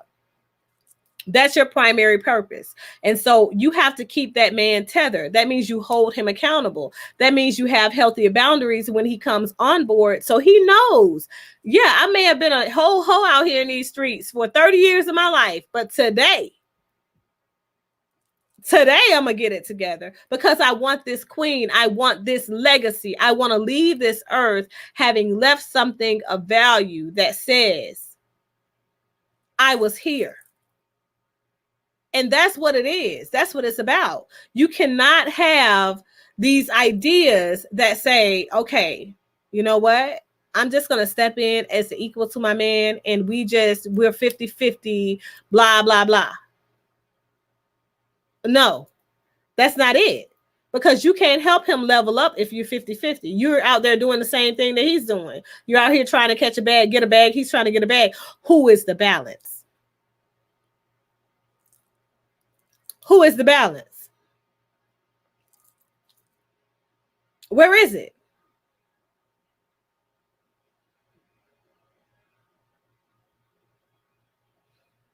I think that's, well, I don't think that. I know that that's completely wrong.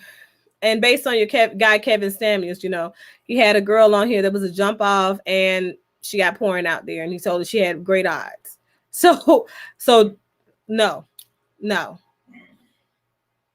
The value of a woman increases over time, doesn't decrease. However, we can't say the same about a man all the time. That's up in the air. So the realities are these. If you want to be in a relationship with somebody, if you want that relationship to be successful, you cannot be a person who really believes that the value of a woman is in her looks. She could be in a car accident tomorrow and her whole face, body, everything is deconstructed. Now you married her because you thought that she was high value because of her looks. Now what? Does she still make you look good, like Kevin Samuels said? Does she look good? Does her body still look good? Exactly. It's a broken man's mentality. So at the end of the day, you guys have to think. Exactly. And this money is temporary, like he's telling these women about their IG modeling careers and what is that, OnlyFans pages. He's trying to tell these women that OnlyFans ain't gonna be around forever. OnlyFans about to go mainstream. What you gonna do with your money then? Okay, so what about when YouTube decides to shut you down, or let's say some people decide to go ahead and cancel your ass because they were just on that whole thing, Kevin. Now I rescued you, but I can guarantee you, I ain't rescuing your ass next time.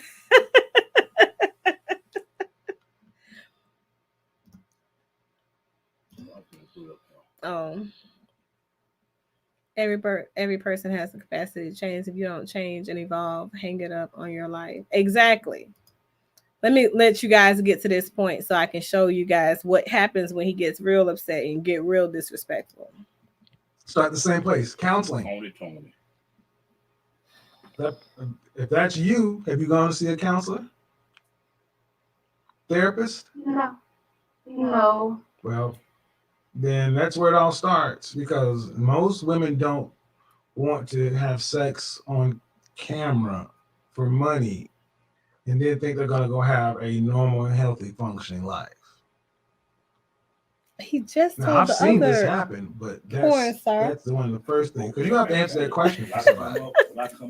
Oh yeah, this is her. This is her. Wait for Somebody it. comes along and says, "Hey, how you doing?" and they ask you about your background. What happens when you have to tell them the truth? Now, if you I mean, they seem cool about it at first, but eventually they kind of use it against me. Well, it depends on who you're dealing with. See, there are porn stars that have married square dudes. It's not as uncommon as most people think, and especially like escorts, high-end escorts. A little birdie told, well, I'm not going to tell much about myself, but I just know this happens. But you got to be able to explain it. You got to be able to explain it.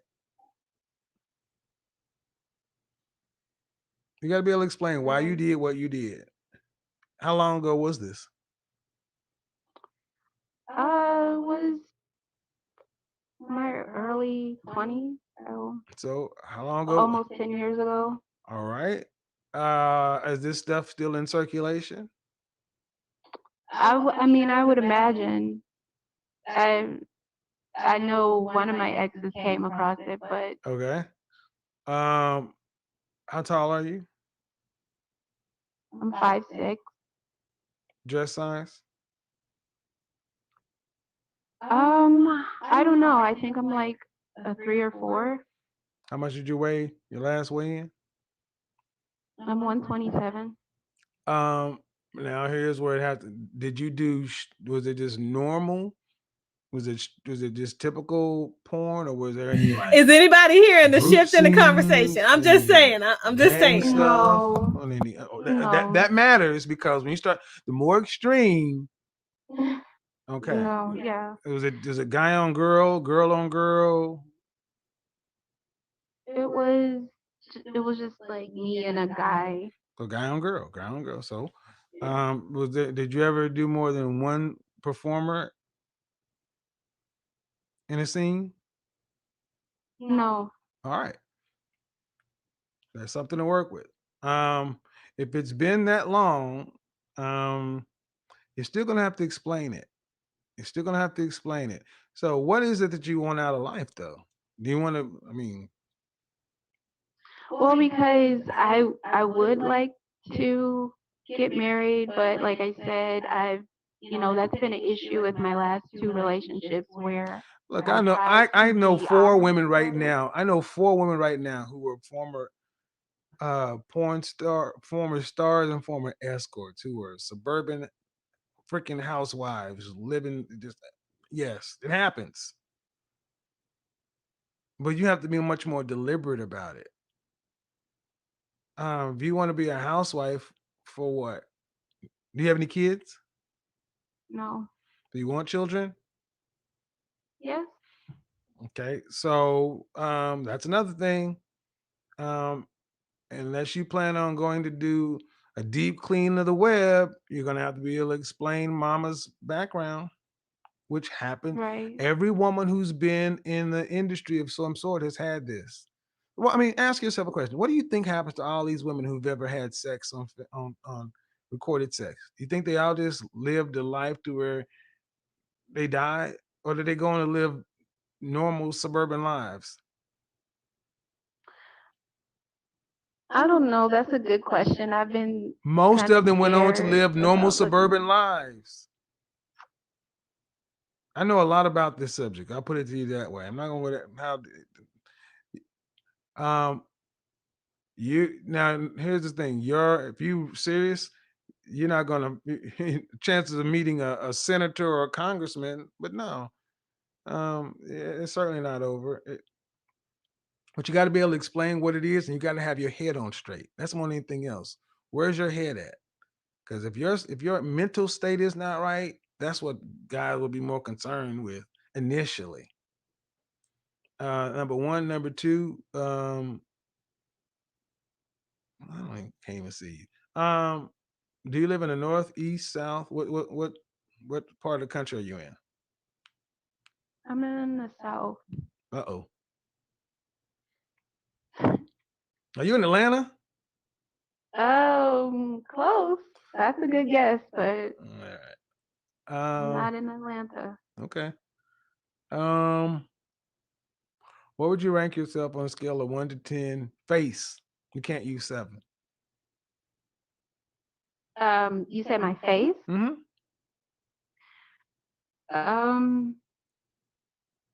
Can't use 7. My face? Mm-hmm. Ooh, I don't know.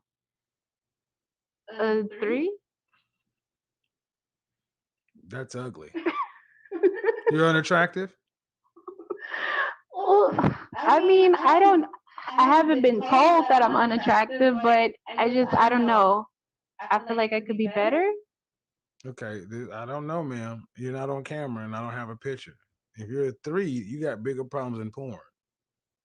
Okay, well, I guess can't when hold you it. say I good can't. face, I like just I feel like can't. my I face can't. I is can't. a 3, and my body. Oh my God, y'all! Why? Younger woman with no kids and make your own family. I mean, I'm trying to dance around this to not feel like I'm Bullying or beating up on somebody because you really seem to kind of be either. I don't know if you're trolling, you're being funny. I have to take it as you're I'm being not serious. trolling. But if you Actually are, looking but for if a you are, husband. but ma'am, if you're looking for, you would do better to find a partner. You're not going to get a provider husband. At best, you're going to find a partner, somebody who will be all right with being a stepfather. Do you have a home? Yes. Okay. Are you how much longer you have to pay on it? I just moved in. I didn't hear you. So I just moved in, so 30 years. Oh, okay. All right. So a man you're dealing with, he's going to have a home too. Where do you move? Most men don't want to move into a woman's house, especially provider males. See, all these things are the logistics of your life. See, a lot of women in your position tend to. So I'm just gonna pause right there. I had to skip through the part where he was on the phone with the girl that had the pouring out there in the history. So I just wanted to show you guys a point. Okay, he has a problem. Even if a woman undervalues herself, you got a problem with it.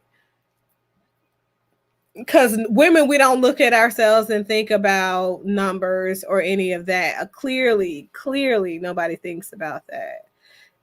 But to let you guys know, she was saying that the last 2 relationships she had, the guys left because they found out that she had pornography out there.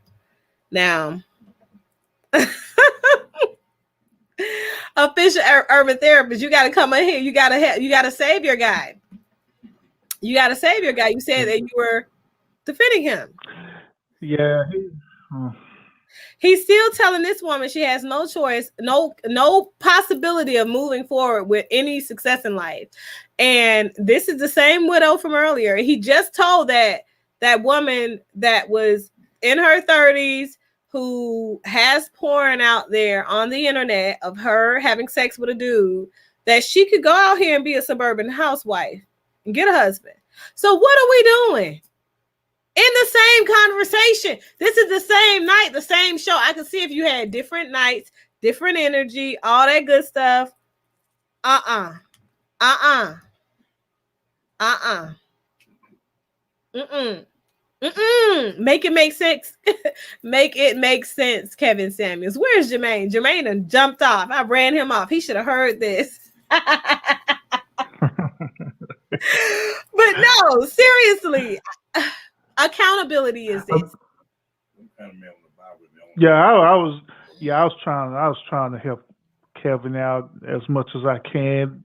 Now, like I said in the private chat, he sent up here to messed up my buzz now. Look, Rush, you're gonna have to keep your energy, bro. Kevin Samuel said definitely a man is gonna a wife will jump off. And she got pouring out here and everything. So he Yeah, kept yeah, her. yep, yeah. He low key told her that all you got to do is change your life, and Yeah. you be good No, to he go. said you got to be able to But explain what you was doing out there with these videos. That's it. As long as you can explain yep, it, you got pretty good good to odds. go. Like I know for sure. A little bunny told me I ain't gonna put too much information out there about myself, but he said a little bunny told me you could be a suburban housewife and ain't gotta work, ain't gotta do nothing, and the man could take care of you and he's 6 figures. Hmm. Then he's trying to narrow down where the girl is. Like, But have a different energy with this on Willow. Yeah, it is pretty yeah, messed a up whole though. different energy with the widow.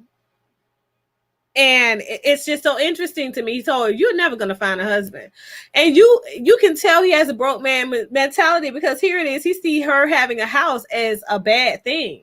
So you're gonna have to move. What if you get a man? You're gonna have to move. That's retail. Now she can rent that house out, that real estate out, and that's money for her and him. A house sells like everything else. Real estate is retail. So that's her whole business. Contract, put it out, or even better, rent it out. So residual income. Like, I don't understand. What you mean you don't agree with that? You can't disagree with that. You can't disagree. The Godfather has spoken, Rush. The Godfather. Get yourself together. Right. Get in line. Get in line while he finish up this interview. I can't. Wait till after their kids are gone, like 18 up, but you waited to have your children so late. If you wait, you'll be 7 years old, 11 years, you'll be 56. You've got some Exactly. you got some very serious things to sort out. And then know what all that looks like on the open market, and then know how to go out and present it to available men. The guy you're likely going to find is probably a man making about $40,000 to $60,000 a year here in Atlanta, a regular middle class working guy. Probably is already a divorced man. Maybe has a child. He's on child support or something. Uh, so where he doesn't want any additional kids, your kids are there. He's cool with that, but he's a dominant alpha provider male. You know, y'all are, the mortgages. Maybe he doesn't have a house. I don't know, in Atlanta. So many people do different things. You move into your house. I mean, and y'all live just like most people. But the way you were talking is you don't want that. You want somebody who's going to be able to come elevate your life. Well, I mean, you just described that as a partnership. Yeah, it is. It is not a traditional marriage. It is a partnership because you guys are coming together for practical reasons. That does not mean that there's no romance, but look, men, high value men don't take on situations like yours.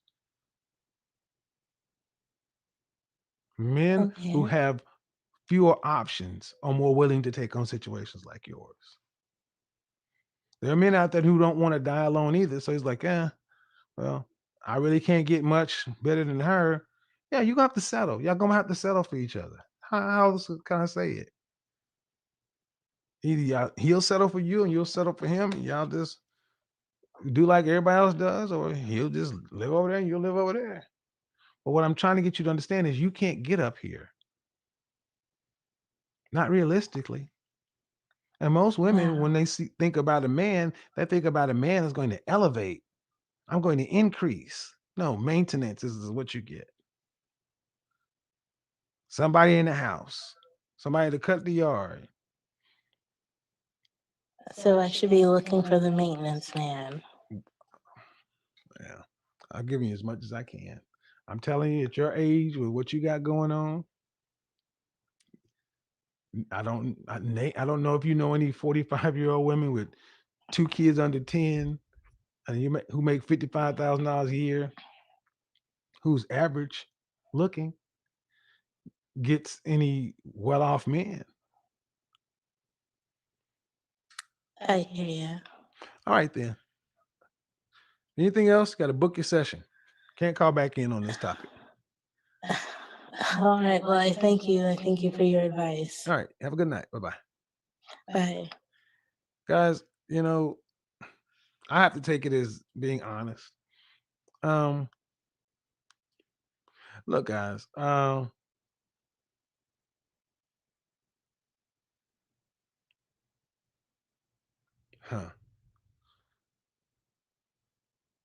the generation between 36 and 60, age between 36 and 60, it's going to be a lot of that coming. Here's the thing. Tomorrow night's video, do me a favor, in the chat room, what do y'all want to cover tomorrow night? Because tomorrow night, I was thinking about doing a all smoke show. Tomorrow night, I was thinking about.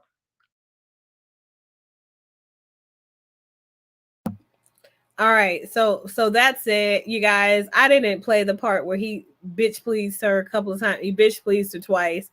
Go watch it on your own. Give the guy a couple of clicks, because I feel like this is the only way that he's going to be able to sustain the lifestyle that he's built so far. And obviously, he has no marketable skills out there. By the way, Urban Therapist, how much is that image consultant, sales associate position paying out there?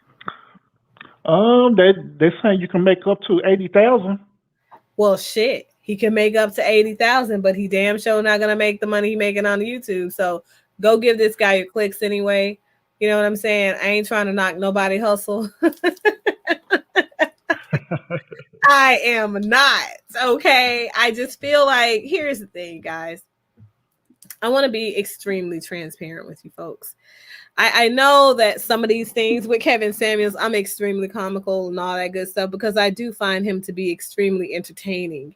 He's funny, because there is no way, like, to me, a grown person at his age, where his maturation should be,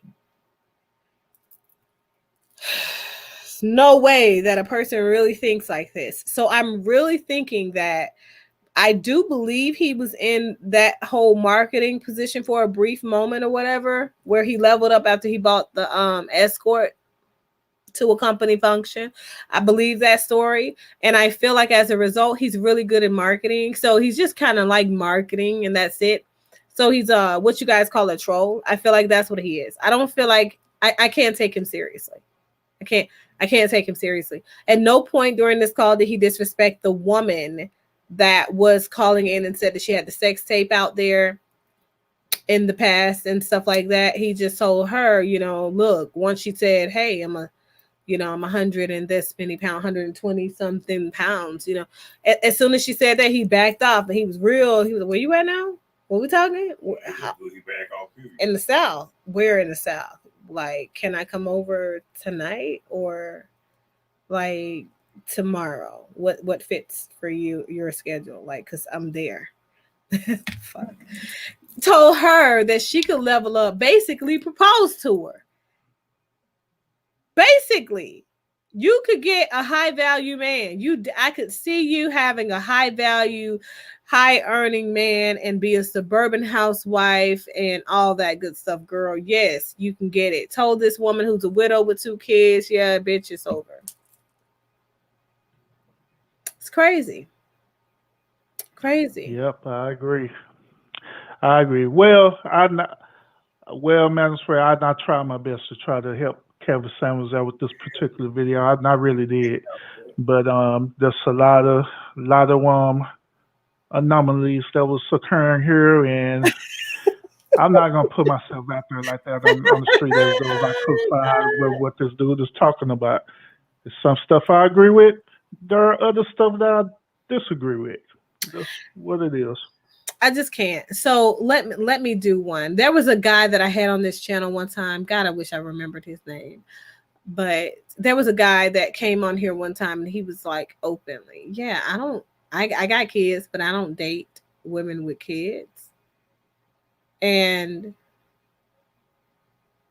to that, I want to say I commend guys like him because he realizes that he's toxic. He realizes that he doesn't have what it takes to be in a relationship with a woman, which right, because that's a huge thing. You have to recognize, right? You got to recognize in yourself that you're going to damage somebody else's kids potentially. Right. So I have the utmost respect for that kind of guy. Okay.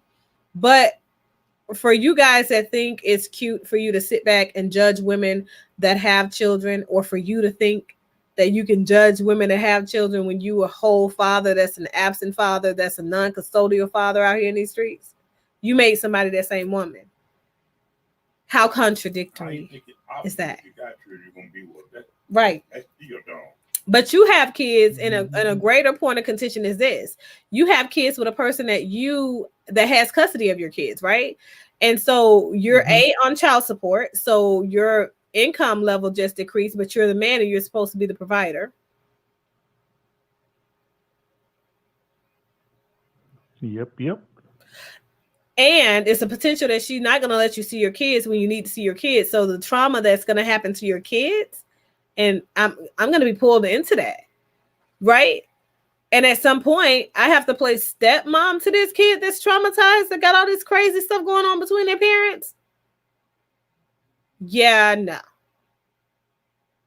I need you men to be realistic. I need you guys to be honest with yourselves. The one point that I can say for sure that I respect about that particular guy is that he was openly saying, okay, yeah, no, I don't date with women with kids. And, you know, he probably will never get married. I'm going to do a Kevin Samuels. He'll probably die alone as a father of a kid that lives with another person and another father, right? And that's fine. But the realities are, until his kids are grown, he won't even be looked at, because a woman who is really trying to tether herself to somebody with the right type of energy is not trying to, especially a woman with no kids. Why would she want to be with a guy that has a kid that he doesn't have custody of? And that's a complex situation.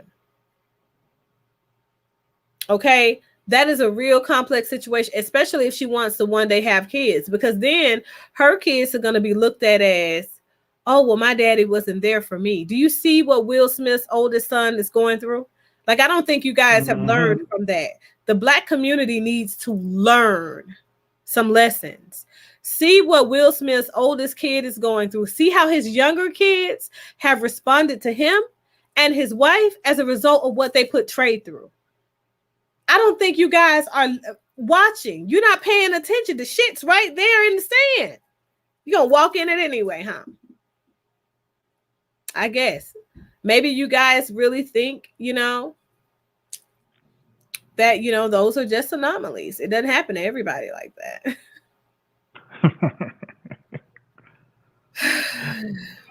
I appreciate it, Miss Morton. I appreciate it. You know, I try my best to help old Kevin out. I really did. I really did. You know. Shout out to the chat room. Like, you guys are 100% awesome. You guys are there for it, trying to back that guy. I appreciate that. I don't know anybody that can save Kevin Samuels. I don't think he can save himself. You know. I don't understand. Yeah, I think at the end of the day, as long as people take on Kevin Samuels for what he is, face value, which is just an entertainer, and just leave it at that, there. Oh, how you respect this man? That man said that he is an image consultant. That's what image consultant is, an entertainer, a person He even went. No, I don't think. I didn't play it all the way through. Wait, and it does make siblings not only hate each other initially, but it'll make them feel like they're hated, even if they're not, right? The ones that are separated. But also it makes them once they get to that identity crisis, that's what I'm telling you. It all is well that while it's going well. Same thing happens with parents that are trying to alienate the other parent and say negative things about them. But as soon as they get to that 14 to 17 range, let me see how you feel if you got that same energy then. Because I'm telling you, it's like, what do you call that little thing that you shoot out there and it come right back to you? Boomerang. Goddamn right, it's a boomerang. Yeah, flick it on out there. But so when I tell you that thing, it hits so hard, and life is very hard, but it's fair. That's what I tell people. So you got to understand that karma works a certain way, right?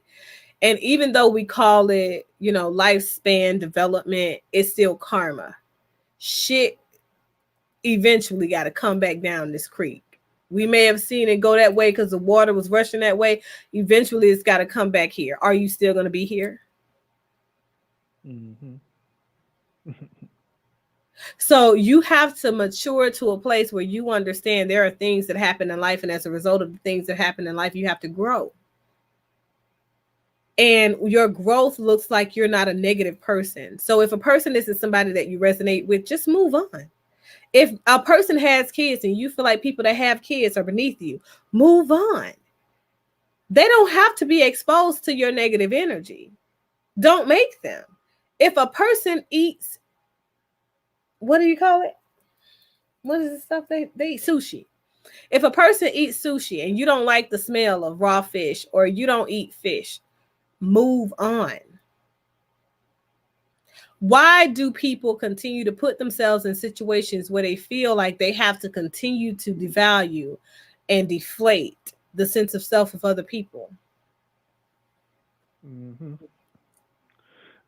Yep. Yeah, I love sushi. I love every bit of sushi, but my wife don't. Yeah, my wife she hates sushi, but however, she'll pull up at a sushi restaurant with me in a minute. She won't eat sushi, but she'll be there. That's some serious sacrifice. Maybe it's not the smell that's bothering her or the sight. Maybe she just don't want to eat it. No, Exactly. she does don't. Yeah, she does don't like it. She does Oh, don't like it. Period. So she'll order other stuff on the menu, but the whole emphasis I'm making is that even though that she don't like certain things that I like, it is the whole point that she just want to be in my space, yeah, and it's but see, like that's that a with me too. negotiable thing, right? So not a non-negotiable. So if I had to talk, Hmm. like, I have some pretty interesting non-negotiables, and I've had men that told me over the course of my dating, they were like, "That's so unrealistic," and they called me all kinds of bitches. They Kevin Samuels me, and I just like, okay, well, I appreciate your thoughts and sentiments or whatever. So I'm gonna keep pushing forward. Hope you find what you're looking for, though, right? Hmm. While I'm walking away. But so I have a very, very strict non-negotiable. I don't date men who, right? I don't date men who smoke. I don't date men who eat seafood. I don't date men who are devout religious people. None of it. I don't even date men that use substances. No, not entertaining, because I know I won't marry you. So I'm a pragmatist in the way I move. I will not, you don't even qualify for a seat at my table at that point. So if I find out that you lied about it initially and now you're at my table and I can see you ordering seafood, I'm going to happily excuse myself and wish you well on your search. Because why am I seated at the table with you? We don't even qualify for a conversation at this point. Learn to put yourself before the energy that qualifies to be with you, because you have healthy non-negotiables. If you know that Hmm. things move you in a certain way, that's a non-negotiable. If you know that you just don't like something, however, that's a whole different thing, right? I mean, I don't like colorful men. I don't like men that go out there dressed in all different kinds of colors and stuff like that. But if that's your thing, that's you. You know what I mean? I'm not going to say, okay, I'm not going to date you, right? So my thing is, I'm flexible on some things. I prefer a man that cooks every single day. And it better be good. That's my preference. But guess what? I'm an excellent cook. Excellent. So guess what? If he can't cook at all, that's all right. I got it. So I you got it. have no choice but to got it. So if he can't cook, you don't want him to burn down the house. We can, look, we can go out. We can go out to eat. I can make him take some cooking classes. I could walk away. But that's not a non-negotiable for me. It's just an expectation. And if he can't cook, then I'm negotiating. Let's see what can we do then. We gotta eat, right? So at the end of the day, say I can't take religious zealous either. Like, oh, Liz, you are a woman after my own heart. I'm telling you. But like me, I let people be who they are. You never try to change people. And more importantly, you don't try to bully people into becoming who you want them to be. Right? Masculine energy. Oh yeah. Oh yeah. It was a lot of, well, I wouldn't say just masculine. I would say toxic masculine energy, broken masculine energy earlier. Where's Trey at? Right? Exactly. It wasn't even Money Boy today. That's the crazy thing. But no, seriously, when I tell you guys, it's important for you to just allow yourself to be seated in front of the people who are qualified for a seat at your table based on realistic boundaries, realistic expectations, the things that you know trigger you in a particular way. You have to have that. You cannot really be out here and expecting that a hardcore boundary is a woman at a certain weight, height, look. You can't, simply because these are things that go up and down and around and around over the course of a relationship. You understand? So that's why it's not realistic. Not because I don't want you guys to go out there and have those unrealistic boundaries, because have as many unrealistic boundaries as you want. But I'm trying to let you know that these are things that will never, ever remain consistent. However, things that can remain consistent is a person's desire to do illicit substances, right? Some people are okay with having a person that's 420 friendly. I'm not. I'm a person that for a large amount of years and large amount of decades on this earth, I've never, ever touched anything, and I can guarantee you I won't. Secure sense of self, that one. So Yeah, I know. likewise, men know if they out here curious about snorting a couple of lines of coke. They know what they want to do. Ish. Curious. Ish. About. Yeah, I know we get ready to want to close out pretty soon, but I got to ask. What is up with this seafood thing? Allergies? Tight-lipped. Huh. I can't say on a public platform, but it's definitely not something that I want. So I look for particular things in my suitor. I would like a man that has longevity in life and that is not going to die by any kind of thing that is considered to be a natural cause or disease or ailment or anything like that longitudinally. And so Okay, gotcha. Yeah. Gotcha. So Say no more. I'm eliminating all the issues. Let's just put it like that. Gotcha. Understandable. Yep. Okay. So that's why I ask. Yeah. But like I said, you guys, I really appreciate the comments, the energy you guys brought today, even the negative energy, the hostile energy. All energy is welcome on this channel, because at the end of the day, we're about accountability. And if you guys feel like I'm not being consistent and you want to hold me accountable, because I say that women out here with a couple of baby daddies are still women out here that still mature emotionally at a higher rate than men, faster than men, etc., etc. I'm gonna still keep the same answer, same energy, because the science tells me the same thing. He said tapeworm. I can't. So just know that I always love seeing the feedback from you guys, and you guys are absolutely amazing. Go out there and be great. you know, live life vicariously, and, you know, make it count. Make it count. So that's all I got. Later days.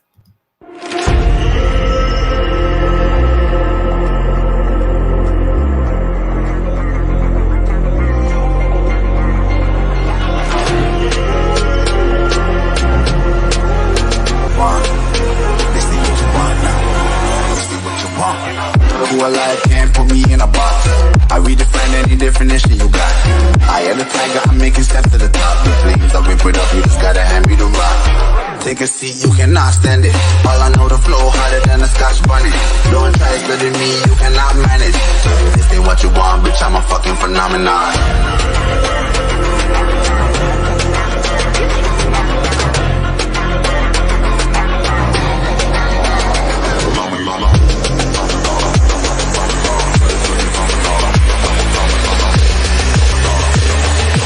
This ain't what you want, bitch, I'm a fucking phenomenon.